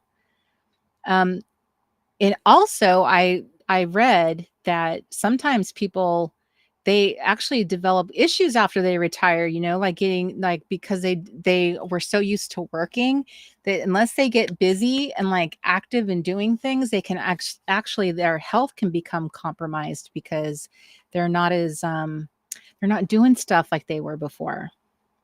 It affects your mental health, and I guess I can see that. Michelle says, I'm 1 year older than my dad when he passed. It's weird to think about. Yes, I know what you mean, Michelle. I am the same age as my grandmother when she passed away. The first grandparent I ever had passed away. And now I really realize how young she actually was when she died. It like, and as like every year was getting closer and closer to it, I was like, it was really hitting me like, wow, she was really young when she passed away, relatively speaking, that was young. And just the thought of like, this could be the last year of your life, it would feel like, wow, I feel like I could at least have, 15 more years. And there's only 15 years that separate me, or 14 years between me and when my dad passed away. So I don't know, when you start doing math like that, it is very sobering, isn't it? Melanie, chapter 64, Bren, chapter 74, Claire, chapter 53. Look at all of us. Shelly, chapter 62. Janice says, Chris is 44. He's at a Jays game again. All right, we'll forgive him. Thanks for ringing in for Chris. Oh, he's 45. Okay. Aw. So, anyway, I just give it a go. Think about it in that term. It really is a kind of a different way to think about it, especially with your project like this. When you think about like, because you're actually making an album or a book, think of it as like, my chapter 54 or chapter 44 of your project. And I'm talking about like going beyond the camp reset, junk journal. This is kind of what I was thinking, is maybe this would just be like a catalyst project for me. Hopefully, I really enjoyed when I did this. I'm going to change my camera now officially. I love how it clicks onto my hair. Okay, so when I did my little my pocket art, this is what I was starting to explain. When I did this project back in 2023, I really loved this. Now, I think this was too much of a project for me. Like there was too much to do with it. From the filming to the editing, which Mark had to do. I think that I probably had too big of a pace for it for me. If I had slowed it down, maybe it might have been more doable. But one of the things that I found that I love about just doing pockets like this is I just love making small little works of art, small little collages, small little vignettes. I love these aren't pictures of me or my life. I'm not memory keeping anything. I'm just telling a fun little story, with some found oh, well, there's a picture. Found craft stash. In this case, it was like, I just feel like making this pattern.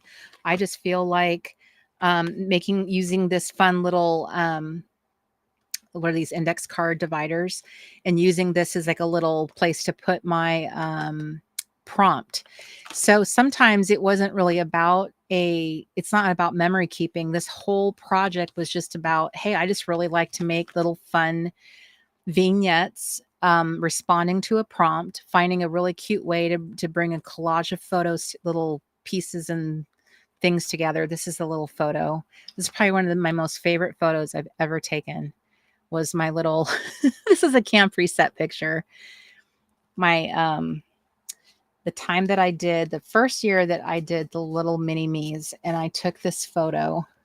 I staged this in the little Fisher Price A-frame cabin that I have, and I made her I painted her face. I made that little clay, this towel out of clay, and her tub is a Fisher-Price tub, and I made those out of little styrofoam balls. Like, I put so much effort into this photo, and I love it so much. These are dollhouse pieces, and it's just the best. I just love that so much. It's one of my most favorite things I've ever done. So you don't have to take pictures of yourself. You can obviously take pictures or put together images or tell a self-care story, which she clearly is.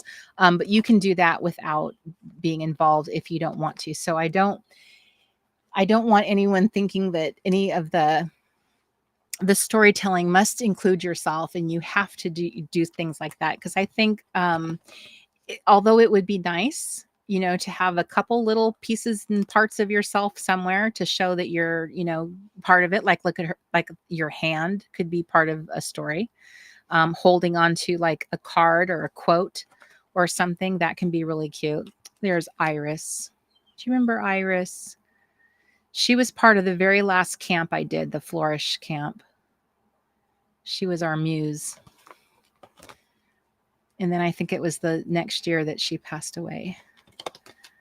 What a long life she led. 100 something years old. I can't remember what her final count was. Anyway, I really want to keep building on this one day, but I really enjoyed this particular book because it's just fun to look at filling in little pockets, and just the joy of making a pocket, making a little place to a little tiny piece of art that fills in a little plastic pocket. That is just, to me, it is the bee's knees. It is so fun. It's so non-committal. Like, there's something so sweet about it, and you don't have to. I'm going to use this because I do not know where my plastic, I don't know where the plastic versions of these are. So I'm going to use this.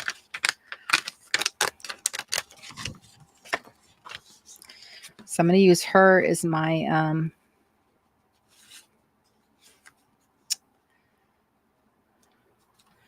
my template.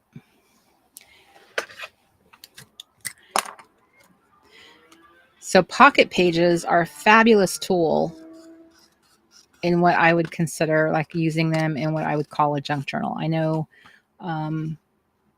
people who are very strict with that concept. They're literally putting like junk mail, junky stuff, cardboard, that kind of stuff. And I totally think you can do all of that, but having some pieces that are also fun, like, something like that in your like pockets, a pocket page, I think is also kind of fun personally. See, so just like cutting something wonky off center so that the color, which is what caught my eye, that can have a junk feel to it, a weirdness to it. It just doesn't even seem like it makes sense to be in there. Let me see. And then paired with something. One second. I'm trying to find the.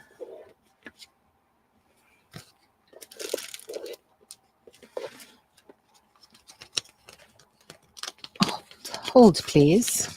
I am going to move this out of here.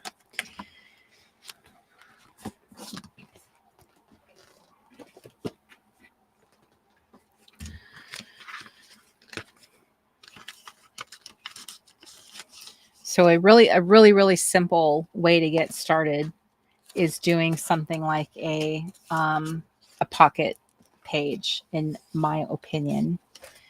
So like that is another color combination that would be really eye-catching. This really, on camera, this doesn't, my camera monitor or my monitor is not catching up quite with how awesome this looks, but trust me, it's awesome.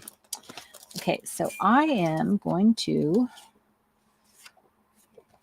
wish I knew where my templates are. I do not know where they currently are. I will have to hunt them down. I will have to see. Let me see here.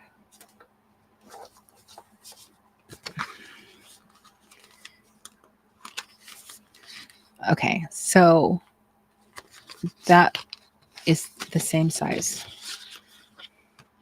Okay, so I want to have this torn paper up here as part of the card.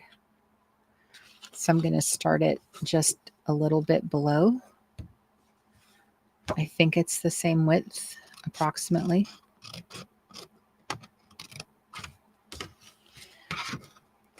I could be wrong. I might have to recut this whole thing, but we shall see. I have some fun little, what are these called? Yearbook photos.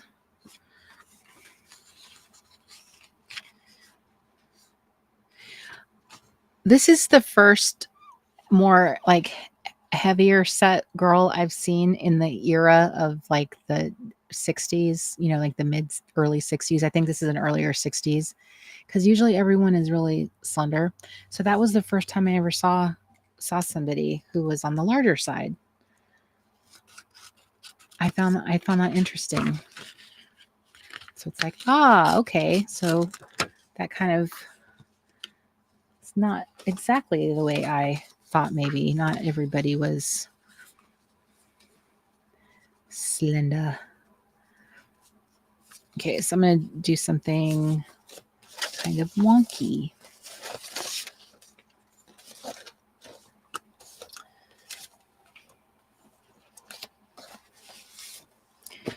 So I'm doing ripped. And let's see. This has been, I'm all over the place. Late Night Crafty Club. Talking, chatting. Now I'm in here crafting. Don't know where I'm going. GIRLHE.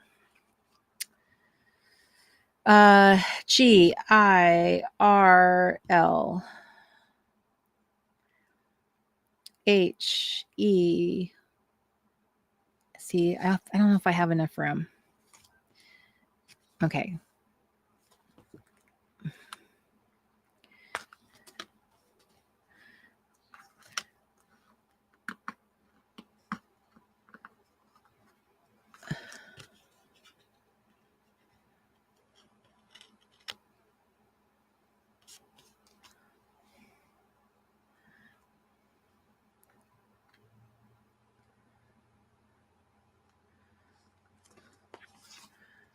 Okay, so let me would you guys like to see some sneak peeks of camp stuff? I can show you something that's not going to ruin the surprise.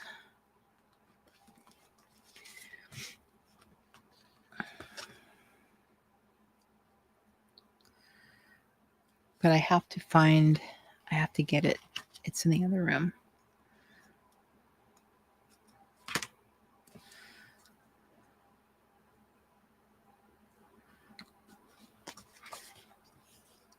Okay, let me go one.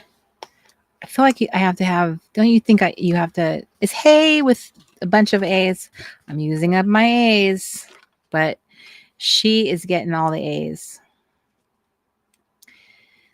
I can only imagine. Okay.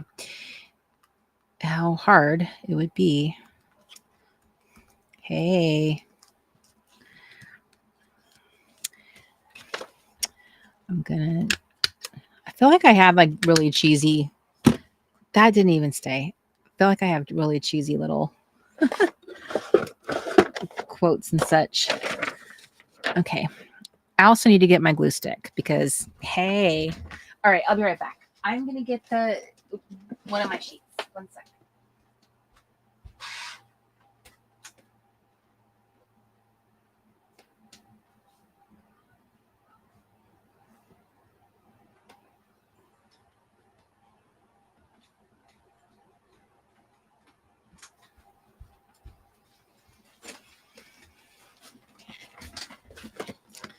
Okay, look at this cool bag I got. It's like a unicorn bag. This is my 12-year-old unicorn Lisa, well, not Lisa Frank, but my pencil bag with all my little markers in it. I don't know what I want to put on here. I feel like I want to put like a patch on here or something cool. Also, I'm going to cut this out because these are too, I don't know. I feel like they're kind of like not helpful, but these are so delicious. I've been enjoying my little pouch, but it's very much the little unicorn sparkly graphic-y thing. Okay, so I'm going to show you something. I think they're in here. So I decided to kind of go over the top with my little classes, my little events. And I decided to do these little handouts for my live workshops. So this one is for doing little templates. So I'm doing a scrapathon on Sunday. So it'll be like hours of doing scrapping.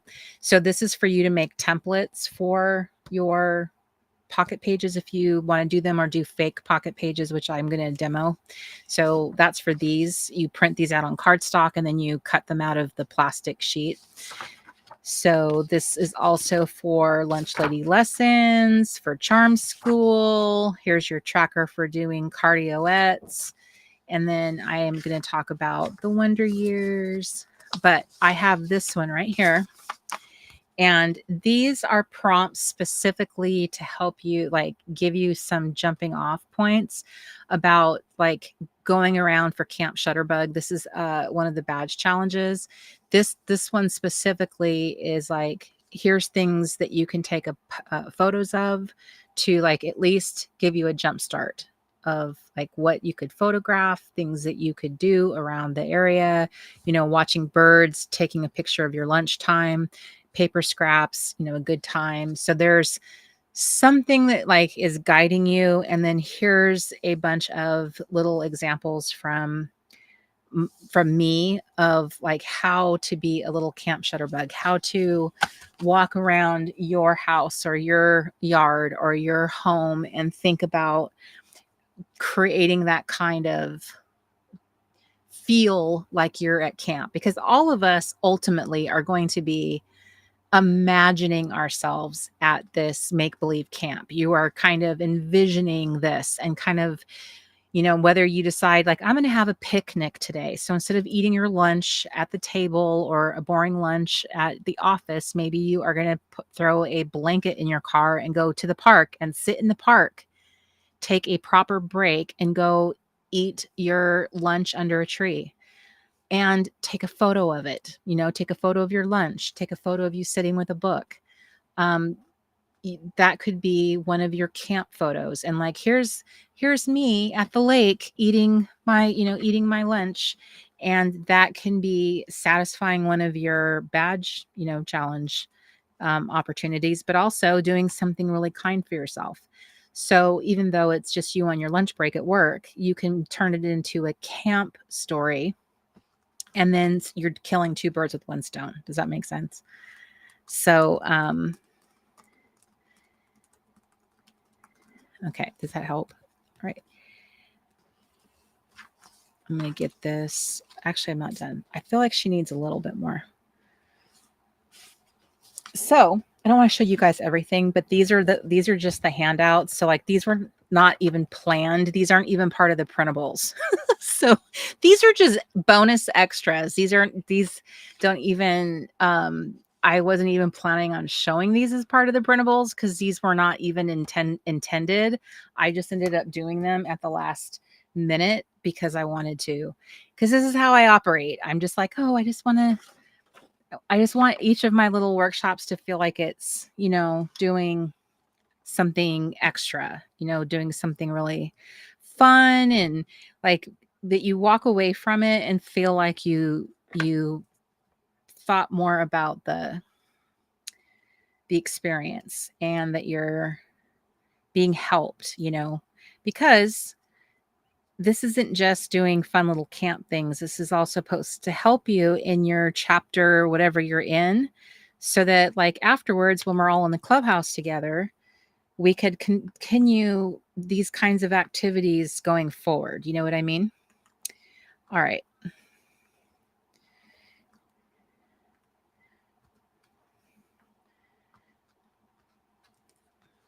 Okay, that was fun.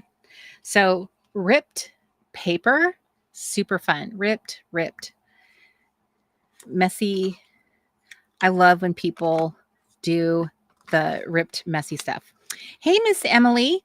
I'm going to be launching Camp Reset in 2 weeks. If you get on my email list, I will be sending it out. All the information. It should hopefully be going out this weekend. All you need to do to get on my email list is go to theresetgirl.com, and you'll see at the top of my page there's a free cozy craft book, and if you sign up for that, you'll get the book for free and be signed up for my fun camp. Okay, so there's 2 pockets down. I should have a pocket timer. Now, right here, I could be jumping in and grabbing one of my, a pre-made. This is why I bought these, because these kind of make the process go faster. Is like, hey, I can throw one of these in here. But why do that if you're having a good time and this is like you're enjoying yourself? This is rocking your world. This is for me, this is almost it's bordering on matchy. It's, I don't know. We'll see. I don't want to go there yet. I want to see if I can find a little more throwing things off kilter. So see what I'm saying? That feels good. This feels like a nice little balance of quirkiness. Also, I could tell a story like her and maybe a guy. David, Michael, or James. My dad was Michael James. Let's see here. We have Kathy. Ooh, I bet Kathy was popular. Kathy's very, very pretty. Chris, Leslie, Nicole. We also have Jim, Lois, and Marsha.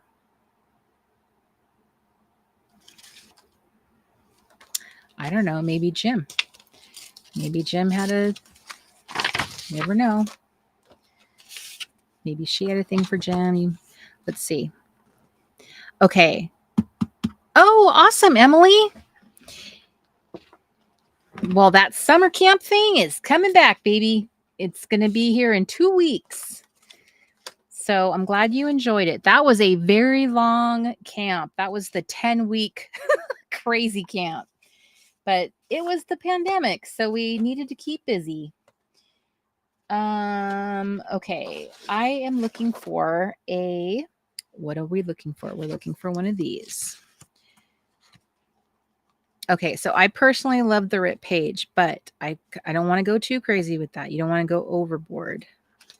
So I'm gonna do this. Annie says, I think she started it. Jim looks shy, right?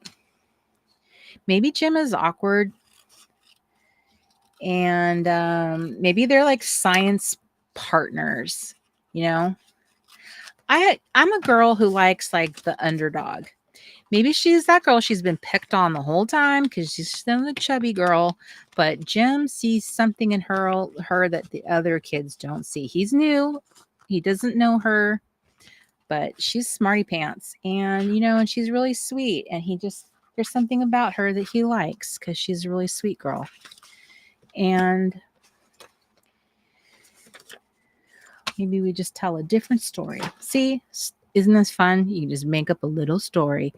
make a little story. Okay, so the the going to the resetgirl.com is where at the top of the page, if you've downloaded my the cozy creative book at the top, that's a good way to get the newsletter, be on the newsletter list. That's what I would say, because then you get a free book and you're on my list. Get on the list. Okay, another thing that I love is I love randomness. Do you guys like randomness? I am so into it. So like just like weird random little scraps.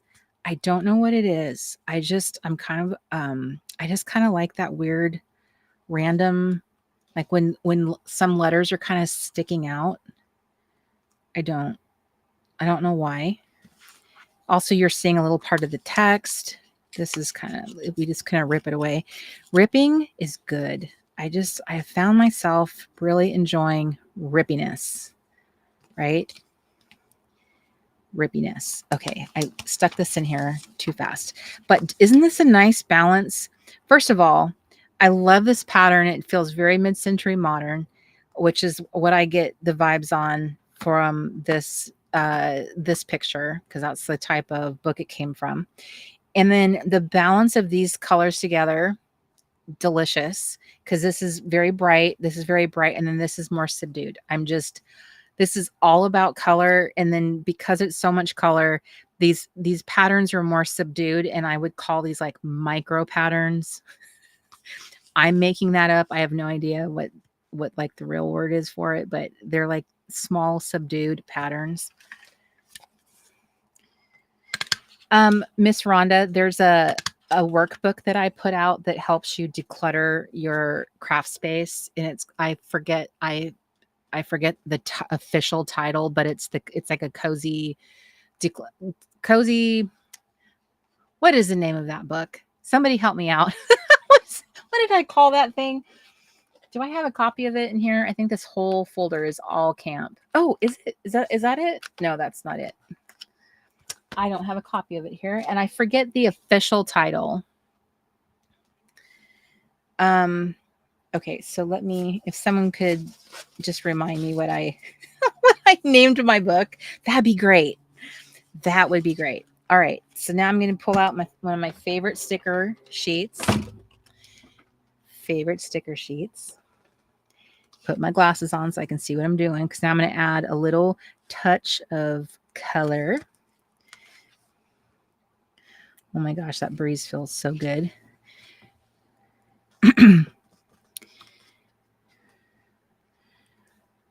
Okay, so this is a fine balance, picking your colors and everything.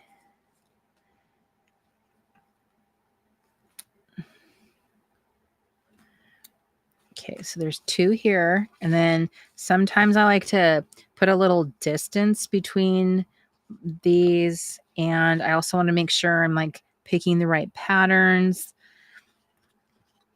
So I do want to do a little map, possibly. That's nice. Now, I don't ever underestimate how fun some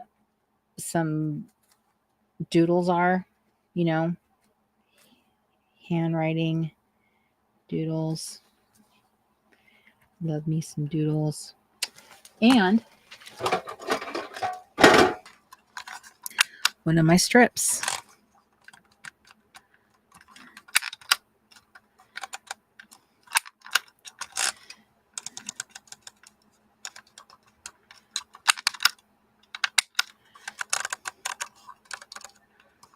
See, and then it would be fun. We should totally do this.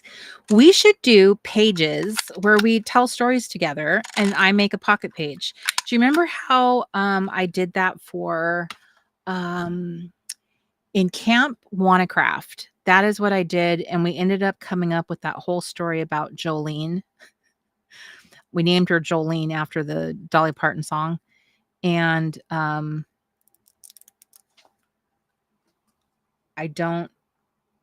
she was the waitress.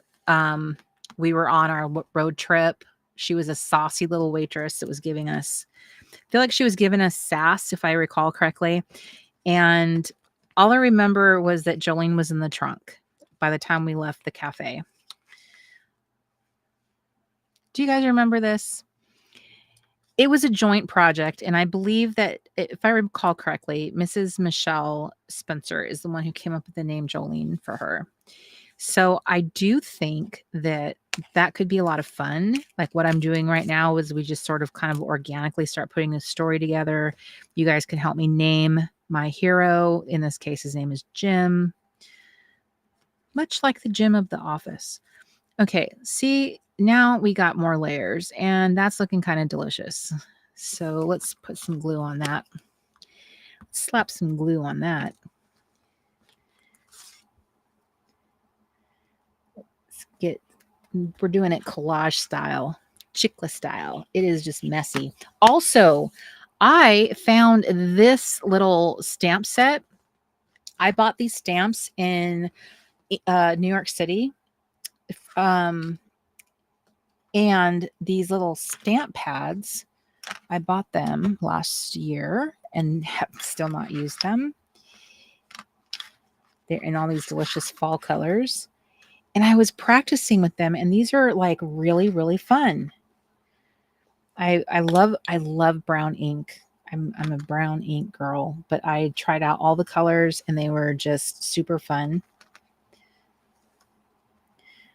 Number 9 is my number. Okay, so Jim, if that is your name.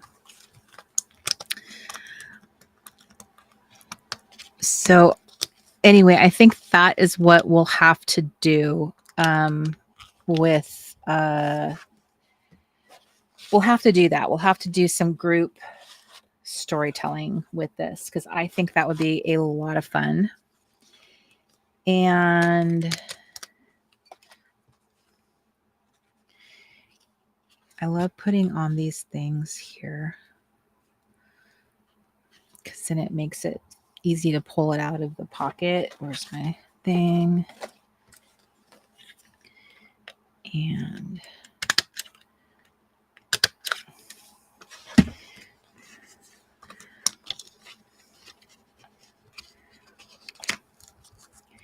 so tell me, everybody, do you guys like messy and collage style, like just messy layers, or do you like what is your preference? Are you a messy collage girl where things are just, ripped, mess, not matchy, or do you prefer your embellishments to be more like the scrapbook style where everything is kind of like coordinated and kind of, is meant to work together? What style do you prefer?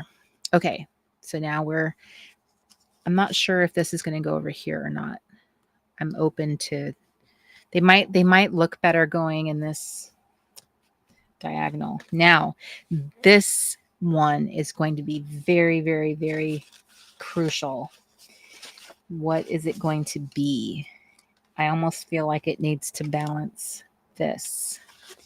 Can't be dark.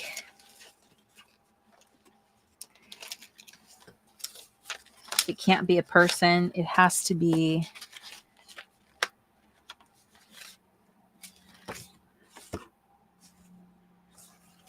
I'm going to take that one out.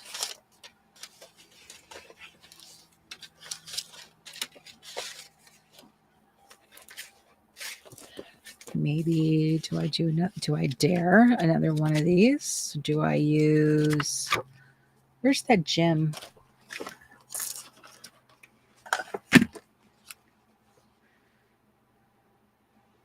Jim. I just had an idea. What's a name that sounds like a flower? Like a flower, like this type of flower. Okay, so some of you are saying both. I like the messy junk journal. I like both. Depends. They're not mutually exclusive. I tend to do a combination. Kathleen. Artsy messy is fun, but I also deeply enjoy a clean, crisp, matchy one once in a while. You know, Andy, you just made me think of something. I sometimes really love a very minimalist, very crisp minimalist kind of look too. Um, okay, come up with some names that match this flower. When you look at this flower, it's a very desert flower. What would be a desert flower name? This is why I'm going to say that. That's going to be her name. We're going to make her name that. His name is Jim, which is the same as this. Jim, get it? Jim, Gem, Jim. So I want to make that the kind of like fun layout. So think, what's a desert flower? Petunia, iris or lily, Esther.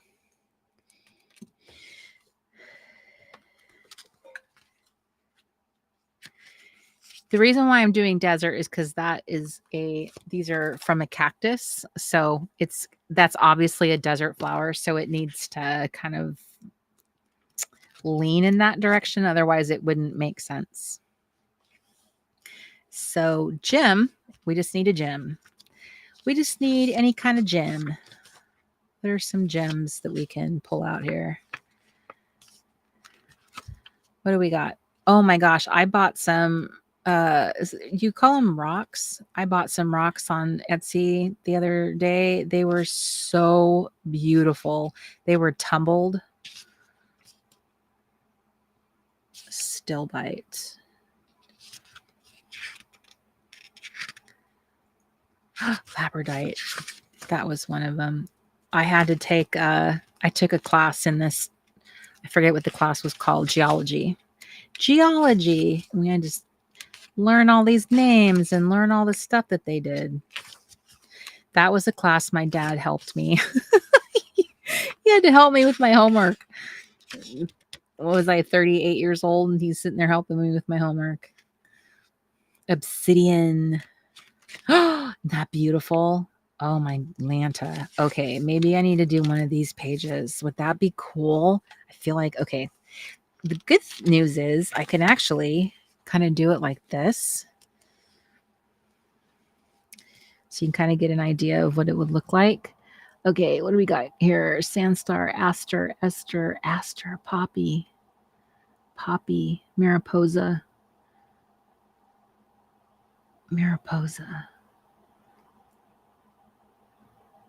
I don't hate it. Poppy. Desert Rose. Mariposa, Marigold.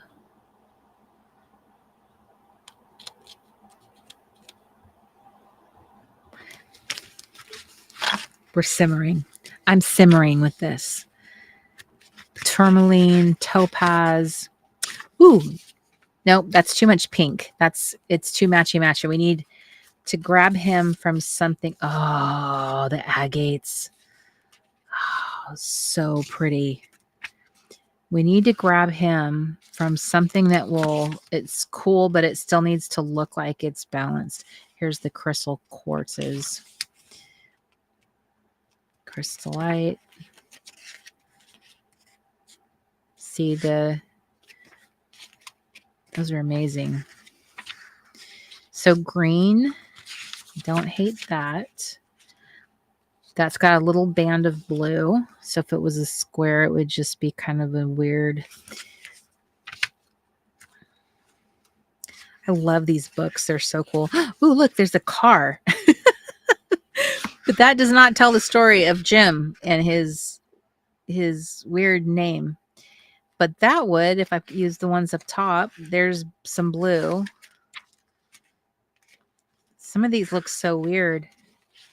A Shasta daisy. Mariposa means moth. Jade, daisy, mariposa butterfly, sage, star, rosemary. She does look like a rosemary, doesn't she? I'm going to write her name, whatever we come up with on there. There's a desert rose and a desert lily.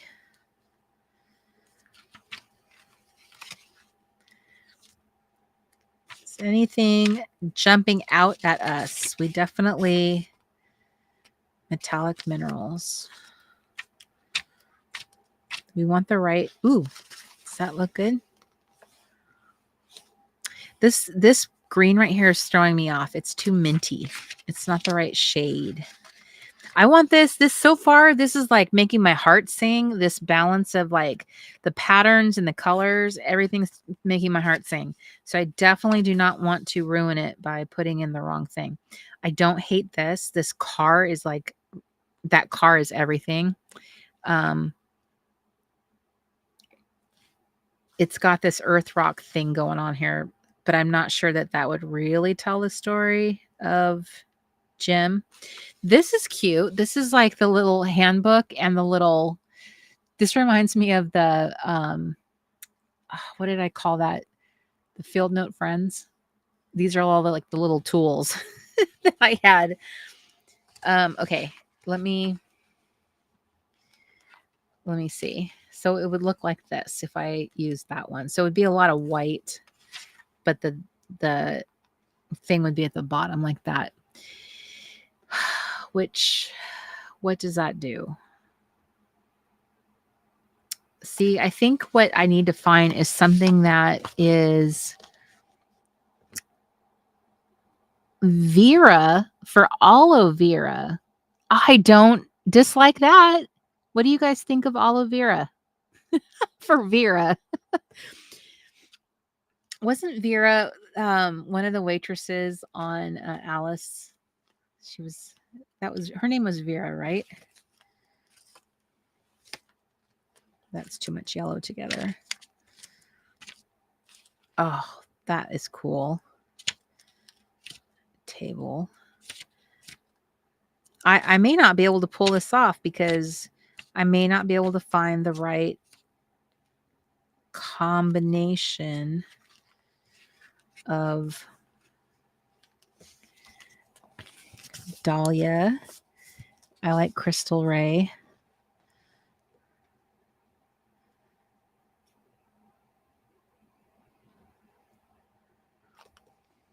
Do we like that? Is that the right combination? That's too much yellow. Those are some sedimentary rocks, glaciers, deltas, ocean. I don't think sedimentary rocks is what I had in mind for Jim. Okay. Well,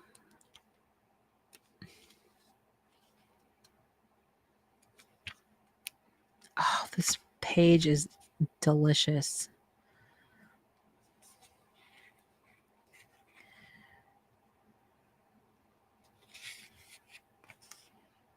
Crystal. That's a name. That's a popular name, Crystal.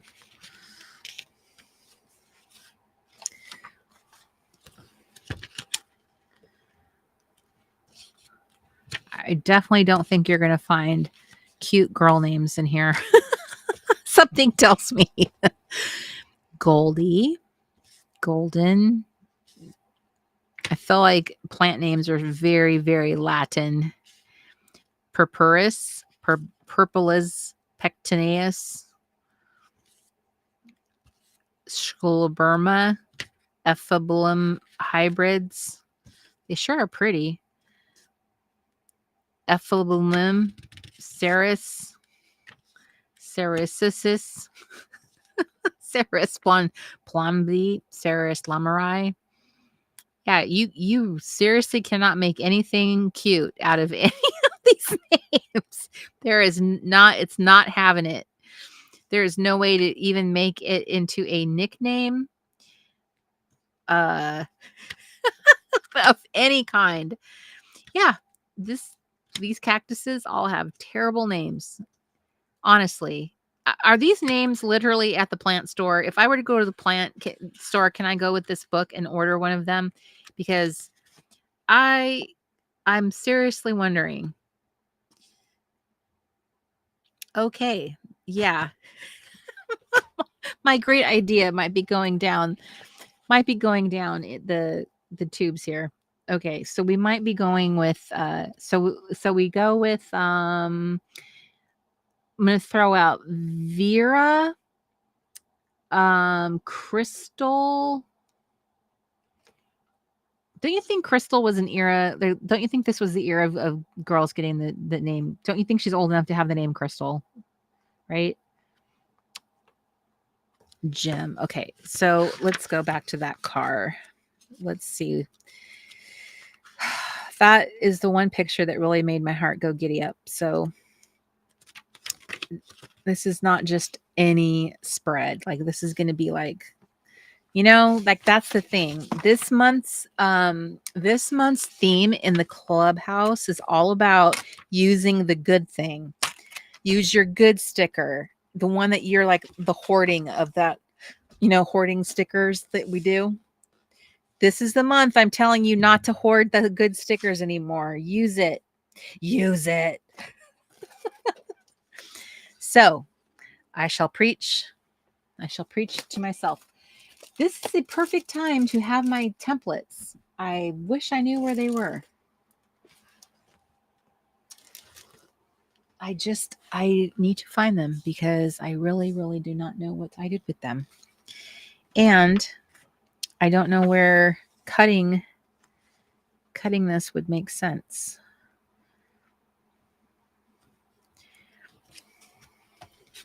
I guess I'm just cutting it here. All right, Jim. Going downtown.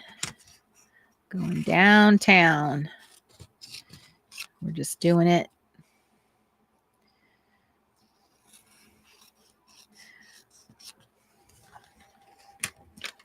Camilla. Aggie. Oh, hi, Miss Angela. Aggie for agave. That's adorable. So Vera and Aggie are the two closest that like resemble closest the whole cacti family names. If we go with, okay, let's do something with this. What do we do with it? What can we do with this? I have numbers. I have some gold stuff. Because if you're in doubt, you just throw gold stuff on it, right?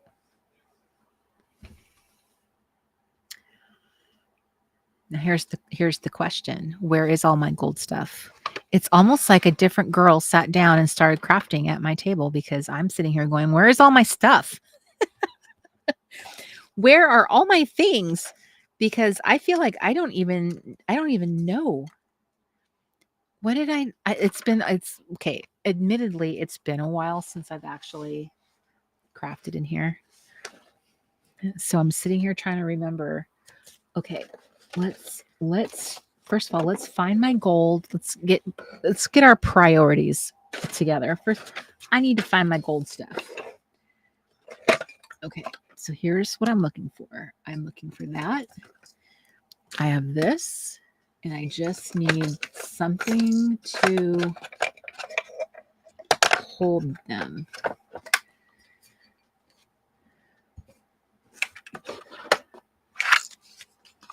Huh. Okay. Like I said, it's like somebody came into my room and took all my stuff. Okay. I was looking for my craft tweezers because this requires me like doing it the old-fashioned way, which is holding on to them like I used to do. I have to be a peasant again and do it with my fingers.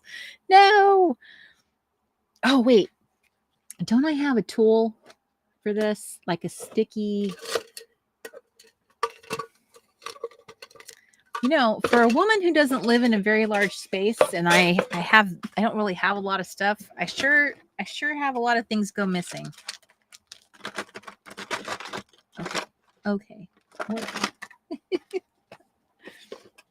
Okay. I don't know. I have no idea what to say to myself right now. I have one of those little sticky tipped tools It's called a jewel picker. I think one of you lovely girls told me about it. The Marvy jewel picker. Okay, I'm going to put these little sparkles in this thing here because this is how Jim, it's like a little, what do you call it? I can't think of the word. Waterfall? A waterfall of gems. Little star. I'm going to make this more offset because now it looks too perfect. Okay.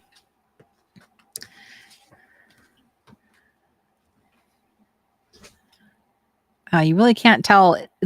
It looks magical to me, but under the light, it doesn't look very magical. You're just going to have to trust me. It's magical.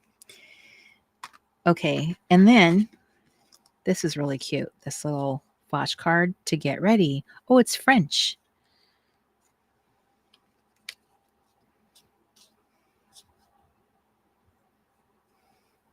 Look at this. I could cover up this whole thing about the rocks with this and just make it say ready.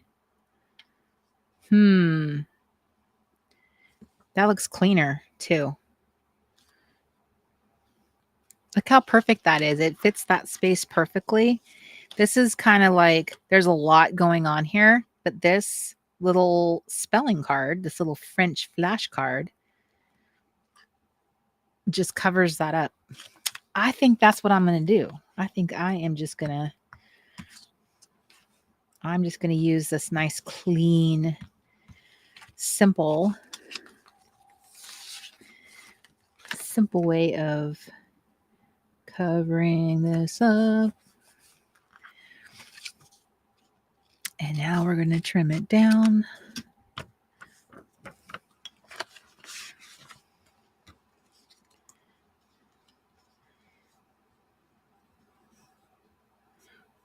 But let's add a little bit of yellow to the bottom of this page. La la la la la la la. La la la la la la la.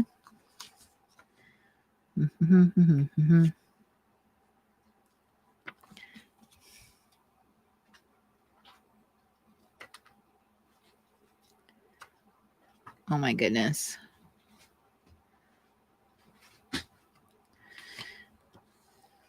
Okay, so there we go. Add a little pop of yellow to the bottom.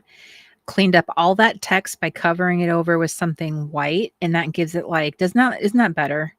That just gives it that nice white space. So now your eye does not, running all over the place. We don't want it to run all over the place. But here's the question. Is that yellow the right pop of color? Am I putting too much yellow down here? Let's make sure we've made all the right decisions. Da-na-na-na-na-na. Is this competing? Does the pink and orange compete? It might compete a little too much. You don't know.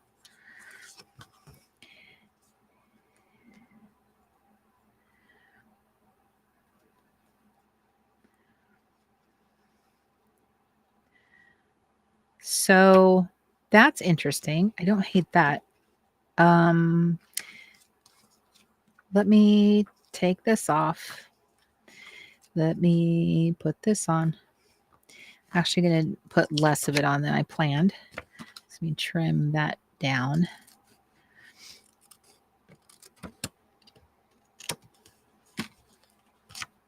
That's better.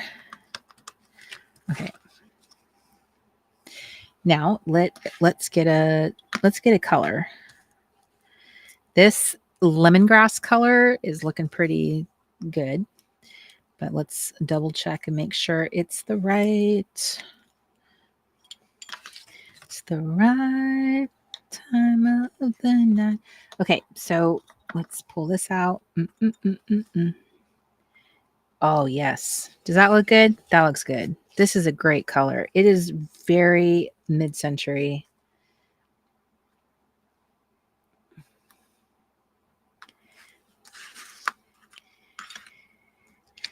Okay, I'm loving this.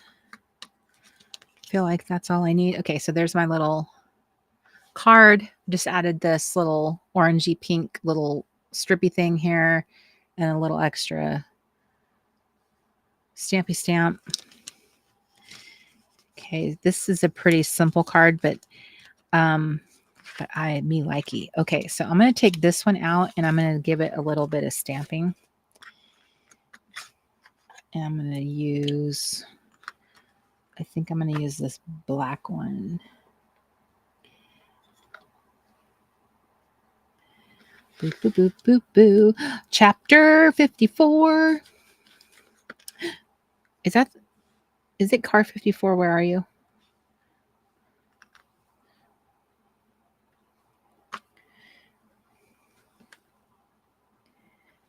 There. I want to make it look a little bit wonky.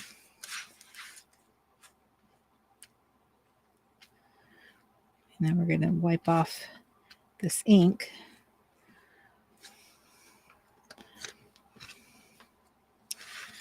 Okay, so let's do this. Let's get off this little ink. I am so glad I pulled these stamps out finally. They've just been sitting in there. I remember the store. I bought these in and everything. It's that really fancy Japanese store. Starts with a K. I can never pronounce it. And I got them in New York City. And I can't. Is this it? Is this the name of the store though? I don't think it's the name of the store. I shouldn't show it to you because that's not the name of the store. Yeah, I can't believe that. And they were just going to sit there and sit there. I'm so glad I pulled them out because they're adorable. I love them. They're very vintagey. Okay, so let's go back to where we were.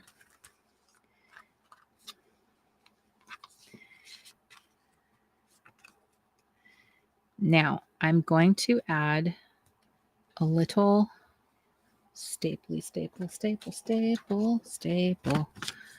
Do I do it down here? Do I do it on the bottom?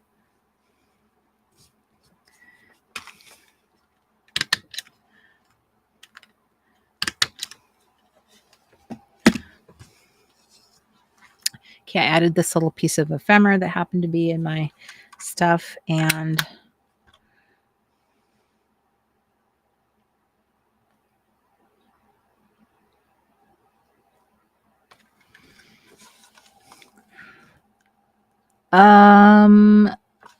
what should I?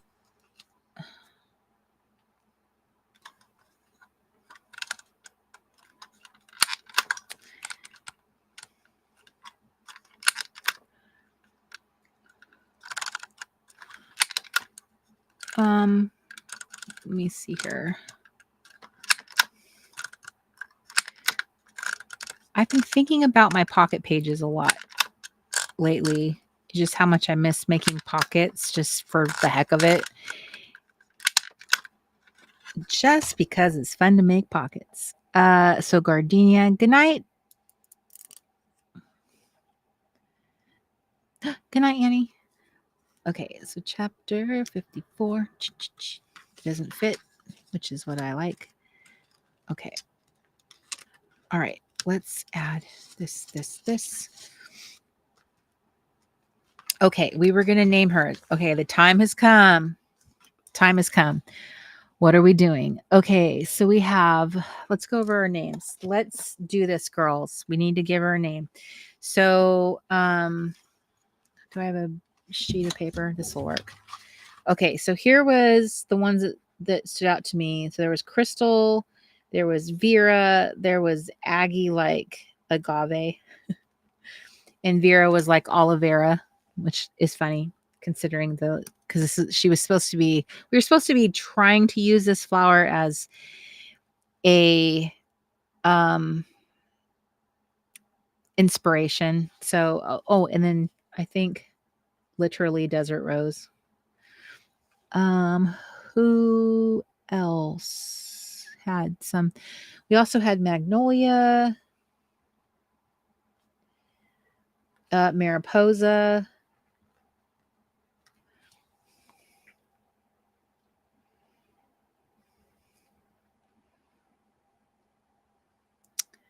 rose quartz.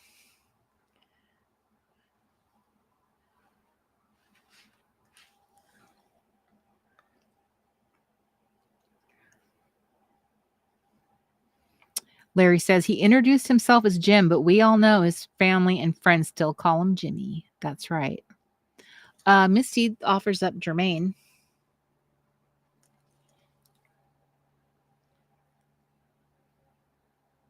Camilla. Larry says that she's probably too old for Crystal. That's possible. Given how old she is here, I mean, I do get persnickety about things like that. Gardenia, Goldie.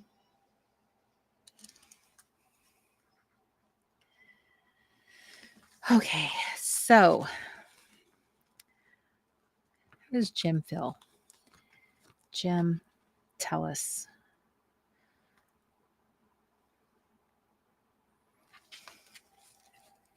She looks like a Vera. You like Aggie, but she looks like a Vera. Okay, so let's eliminate Crystal. Magnolia. She's not really a magnolia. Is she a mariposa? So is she a rose?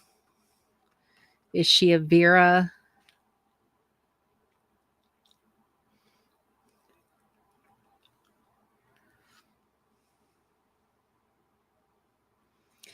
We have Rose and Vera.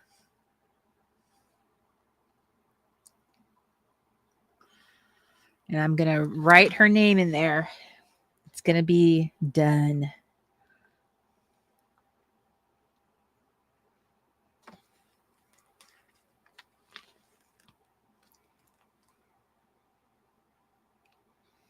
What a fun little page. And that was very impromptu. It just happened. So 2 votes, 3 votes for Vera. Vera Rose. Gladys. Gladys. All right, let's practice. Where is my pen? And which pen am I going to use? Oh, these are so hard. I want to practice my handwriting. Do I want to make it messy? Like I tried to do. Let's make my V messy like I'm trying to do that. Yeah, if I do it messy on purpose, then it will look better, I think, because I can't make it look pretty.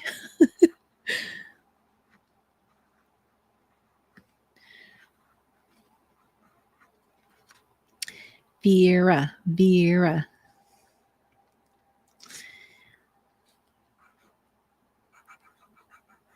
The thing about the V is it doesn't feel like it has a natural connection to any of the other letters. It's kind of weird how it works. Look at my mom. She's my little screensaver. She looks so cute. That was her on her birthday, she was making her own little meal. She's doing something I can't remember now what she was doing. I think she was as I recall, she was decorating her own little plates or something, making them more fancy. Okay, so I need to look up Vera. No. Handwriting. That's what I'm trying to do. Handwriting.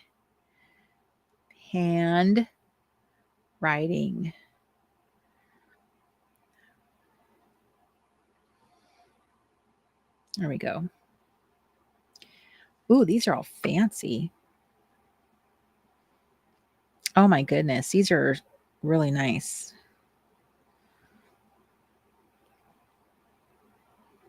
Yeah. I'm going to go with messy because I'm just not going to make anything that's like that pretty. The rest of it won't be this pretty. I like that V.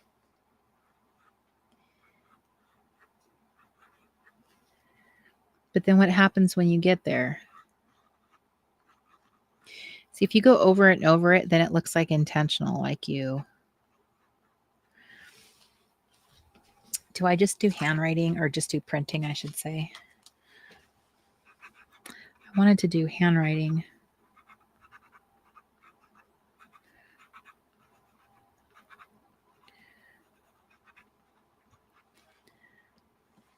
Oh, goodness. All right. We're just doing this. I'm just going to do it. It's a made up name. It's okay if it doesn't look amazing.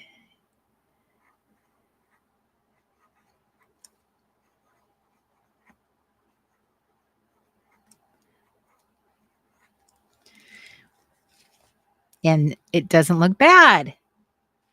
It looks fine. Okay. Now we are going to, I feel like I need to do something to you, Vera. You need a little bit of something.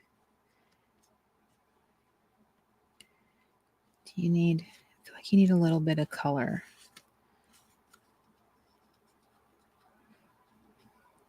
Hey there, Georgie girl. There we go. Okay, now that I got it perfectly in place, now I got to get the, okay, but I'm just going to tuck her back in here and then she'll be good. Okay. There we go. There we go. Look, impromptu crafting.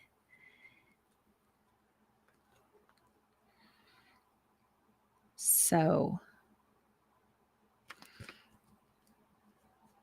they need to have a date because they're ready to go on a date. Okay.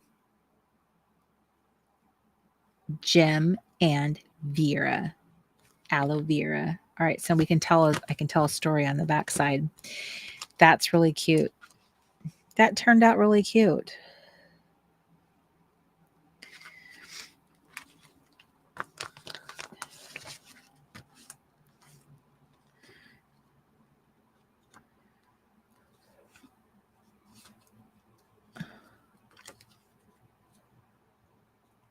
You know what's funny is like if you notice, I don't know if you can see that, but this is the backing of the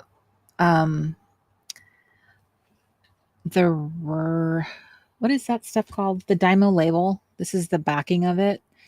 But the word is embossed on here, and I don't know if you can see it because the camera that I'm looking at, I can't, but I can see it in real life. It says chapter. It's embossed on there.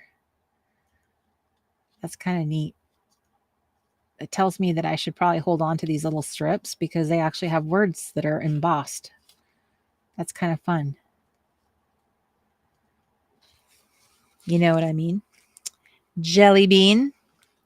All of you little jelly beans. Okay, so what I'm going to do is I'm going to put some glue on it. Let me see. It's pretty subtle. I think it doesn't stand out in a bad way on this card either. And it says chapter. How cool is that? Well, that was a little fun piece of ephemera. You can't really, I wish you could see it on camera. It is actually kind of cool. So that's a tip. Hold on to if you use a Dymo label, hold on to the back that you peel off.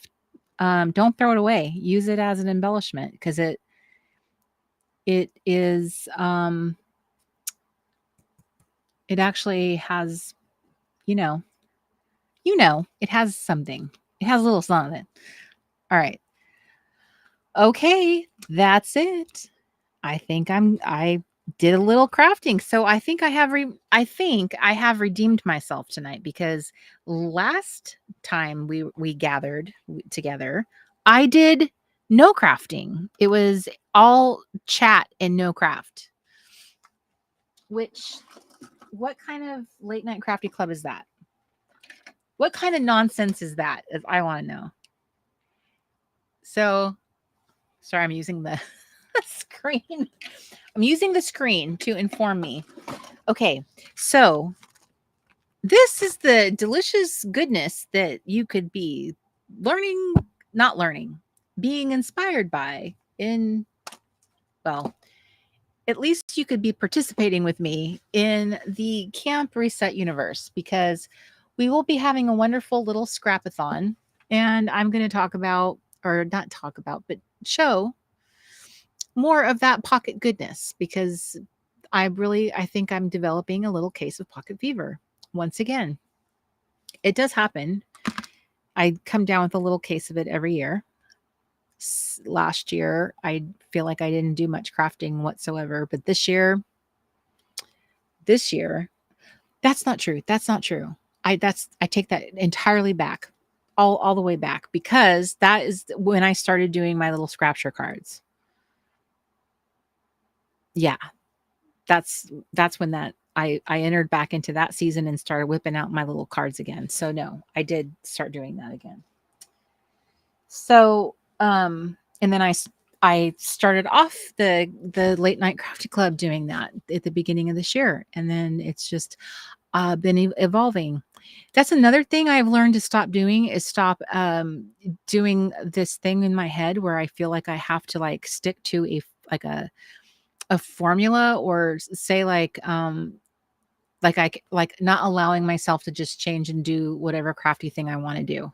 You know, it's almost like, well, I told everybody I'm going to do cards, so now I got to do cards. But I told everybody I'm going to do dress the honeys, so now I got to stick to dress the honeys. So I've been doing that to myself for years. Is this idea that I've said something I'm going to do, so now I got to do that, and that's all I can do. So when I stop doing that to myself, it works out much better. No one's doing that to me. I'm doing it to me. It's not very nice. It's not a nice way to be. So thank you, Chati. I am redeemed. I am redeemed in the little world. There's my little I've been knighted. I'm redeemed. So Andy, I think a lot of us are shaped like jelly beans, but this summer at camp, we are going to have a little cardioettes challenge to hopefully become little slimmer beans. If at least get ourselves inspired to be a little less beanie. So I hope that was fun. What time is it? It is almost 8:00. So that means I was doing this for what time did I start? At 5? It's been 3 hours. I'm always so amazed when I check the clock. I'm like, I've been doing this for 3 hours. Because sometimes, I don't even know. It wasn't too long ago when I did a 3 or 4 hour long live. And I was like, how did I do this for 4 hours? It didn't even feel like it. So it happens. I just get into a mode. But I was talking for quite a bit when we started. So this weekend is going to be all about getting my sales page done, that welcome page done. So those two things. So when you purchase camp, if you choose to purchase camp, you will see a welcome page in the Mighty Networks platform. And so that is 3, and then a newsletter. So that's 3 things that must all be completed in order for me to send it out. So that is what I am doing. Yeah. So I apologize for changing those dates, from the last newsletter I sent. That was, who am I? When was I like this before? I was not doing this to you guys before, but that's what I'm saying. Like, I have learned a lot about myself. I realize now, let me just say this last thing. I realize now that the way I want to do stuff in the future will not look like this. I don't want to create events that have a hard deadline for them, that I have to feel like in any way, shape, or form, a pressure that I need to like let you know in advance about it because there's a deadline. I would rather create events that do not have deadline specific things around them and let people just do them when they feel like doing them. And they just like feel like going on a little adventure. I feel like having a little experience, and you can come shop and choose your own adventure. This is my dream. This is my dream. I just want to be a woman who just makes choose your own adventures. Do you guys remember my fellow Gen Xers, do you remember the magic of the Choose Your Own Adventure when those came out? I, to this day, can remember that feeling of like hitting the bottom of the page and then getting that choice of like, you can do this or you can do that. You know, if you choose this, turn to page 87. So I just thought that was just, those were magical. But I just think like there's just something in me that I just love making magical experiences. And I just think that I haven't gotten to do that yet. I haven't gotten to do the stuff that I would really be good at if I didn't have to manage deadlines and constricted, things like this. This has been really, really tough. I realize now that I'm not working well with this dynamic at all. And no one likes doing the like not doing well at what they love doing. I hate this. I'm laughing at it. Trust me, I'm dying inside.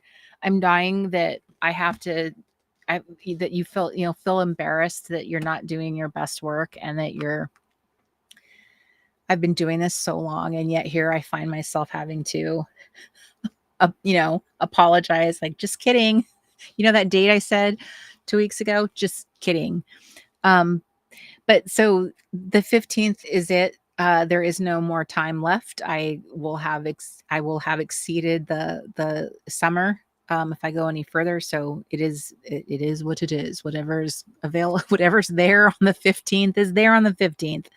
So Andy says, I don't like the have to. Yes, I think a lot of us don't like have tos, but so I hope you've all learned something from this experience. I hope you've all learned. I know I have. Um,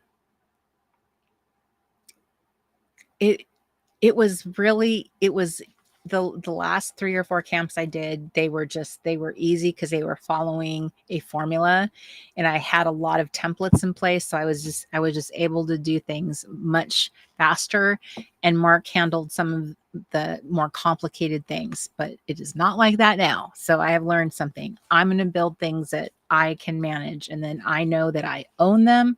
I don't rely on my husband's help, and I can do things for myself. So when I get out of this, girls, I will be running things. I will be able to run things. And that's a really good feeling, is to know that I'll be running my own website. I'll be running my own little store. I'll be running my own stuff. YouTube will be the very last of it. But yeah, I'll be running my stuff.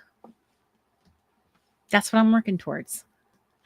It's just you just had no idea how much stuff there was behind the scenes. So yes, Deb, don't should on yourself. Don't should. So anyway, girls, yes, my sweet friend Angela, my sweet friend and coach.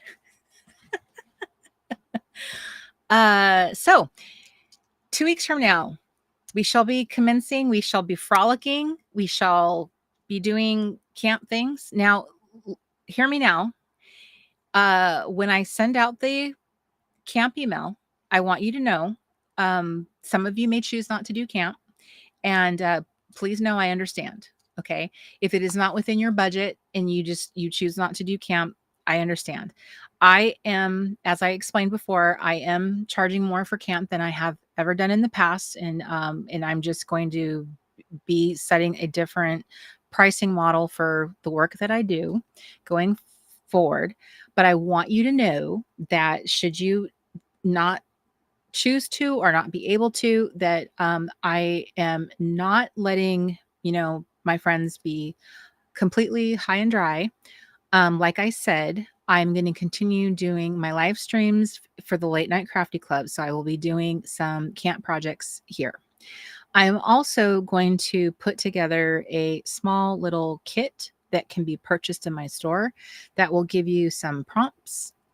So there will be ways that you can also kind of do things on your own. If you want to make a little journal, if you want to buy some of the printables. There will be some printables you can purchase. So you may not want to do the whole thing, and you may not want to do the whole thing. Like you may be a person who just doesn't want to do the whole experience, and that's fine too. But maybe, hey, I want this little piece of it, like little pocket size camp. So I am going to try to make that part available too, so that is an option. So that is all I have to say. So I appreciate all of you coming out this evening and spending part of your Friday night with me. It has been wonderful. Will I have physical products available? Right now, we do not have physical products. Now, I did purchase physical products for our store for camp specifically, but it is just not possible for me to manage that in this. I just have not been able to do that. But I do have, I will talk about some things I wanted to do. If any of you guys remember the Curated by Corey kits that I did a few years ago, I've been thinking about those little kits that I did. So the things that I purchased, I wanted to kind of like, maybe I'll make little kits out of them anyway, and they'll just be something I just offer.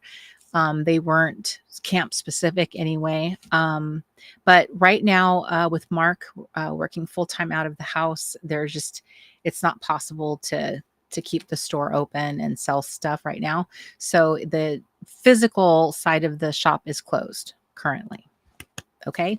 So, so anyway, it has been a fun evening. I think that we should bring back we should do some little joint, like, group storytelling. I think that would be a lot of fun with my little pictures and stuff like that. So I'm going to noodle on that and figure out how can I be more intentional with my stuff and like bring stuff together that we can like work on together. Cause I think that's a lot of fun. So anyway, I love your little face, Ziz. And I appreciate all of you. Thank you so much. Thank you so much for showing up for my mess, showing up, being so gracious, being so kind. I am never, ever, what's the word? I'm very humbled by the fact that no matter like how bad I feel like I am just crashing and burning is what I feel like. I am just always warmed by the little campfire of the love of my community here, that I know this is what I'm doing is just, it's not okay in the world of business, in the world of commerce, in the world of marketing and branding and all of that stuff. It's not okay what I'm doing. I know that. I'm owning that I'm not doing well at all this. I'm just saying it out loud. So thank you. I'm just going to tell you, thank you for being so kind and patient and rolling with the punches. And, whether you choose to do camp or not, know that I truly gave it my best shot. And I've learned that it will look very different next time. I will put together things differently, and not put myself through this particular experience. But I am very excited to like get it out there and get it born, because camp has always been a very special thing, and it's been my favorite thing. I just want it to be a different experience, so that I'm not doing this to you guys, doing it to myself. Can we say that? Huzzah! All right. So thank you, girls, so much. I love all of you so much. Thank you so much for giving me so many years of your life and your loyalty to this channel, to showing up and watching me here on the Late Night Crafty Club, coming to Camp Reset, being a customer, just supporting me, being a clubhouse member, all of the ways in which you've supported me, been in the chat room, and just, it's okay, Corey. Thank you so much for just coming to my TED Talk and watching my hot mess express. and loving me anyway. I'm the luckiest girl. So thank you very, very much. And I hope that you have a wonderful, restful weekend. Those of you who are in the clubhouse, my explorer friends, I hope that you print out your little cozy craftivity journal and you actually start looking through it, applying some of the principles in it, because it is about creative care. It dovetails with Camp Reset because it is a self-care camp. Okay. 2 weeks from now, we will be here. Okay. And we will be camping. We will be at Camp Reset. As God is my witness. Okay. That's my best Scarlett O'Hara. As God is my witness. All right. Yes. Years. We're family. We're not dysfunctional. We're very, very, very gracious to each other. Thank you very, very much. I love your little faces. Mwah. Bye, everybody. And I'm going to have to figure out how to turn this off. But I love you. Bye.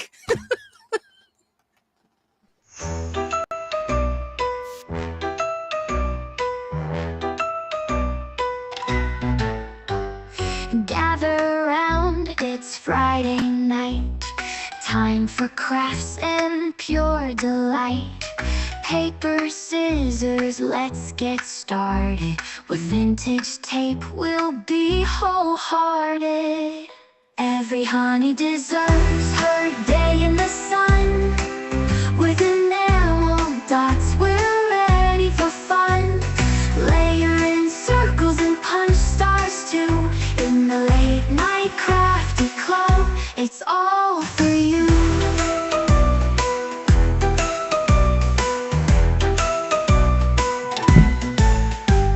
Glue sticks ready, let's make a plan. Planners in the office, supplies in hand.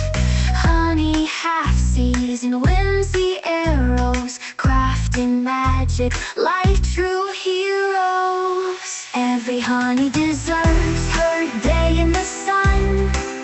With enamel dots, we're ready for fun.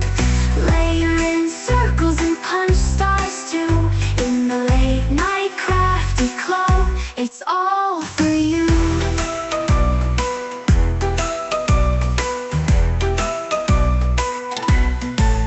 Do bats and gumballs, let's create a scene. Join the club where we live our dreams. So grab your scissors and come along. Together we'll craft and sing our song. Every honey deserves her day in the sun.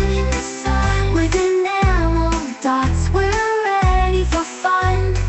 Layer in circles and punch stars too.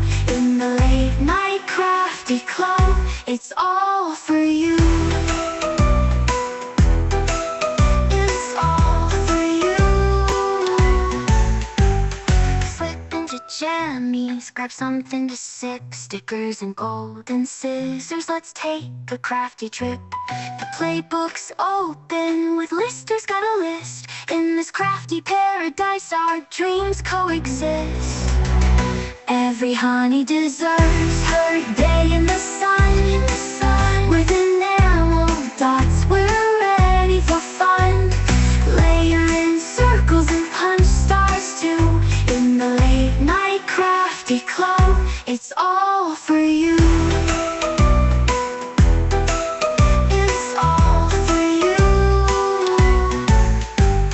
Cards and pockets display our creativity. 32-pound paper, so smooth and buttery. Scraps your cards, help your ideas flow. What will you make during the Late Night Crafty show? Cards and pockets display our creativity. 32-pound paper, so smooth and buttery. Scraps your cards, help your ideas flow. What will you make during the Late Night Crafty show?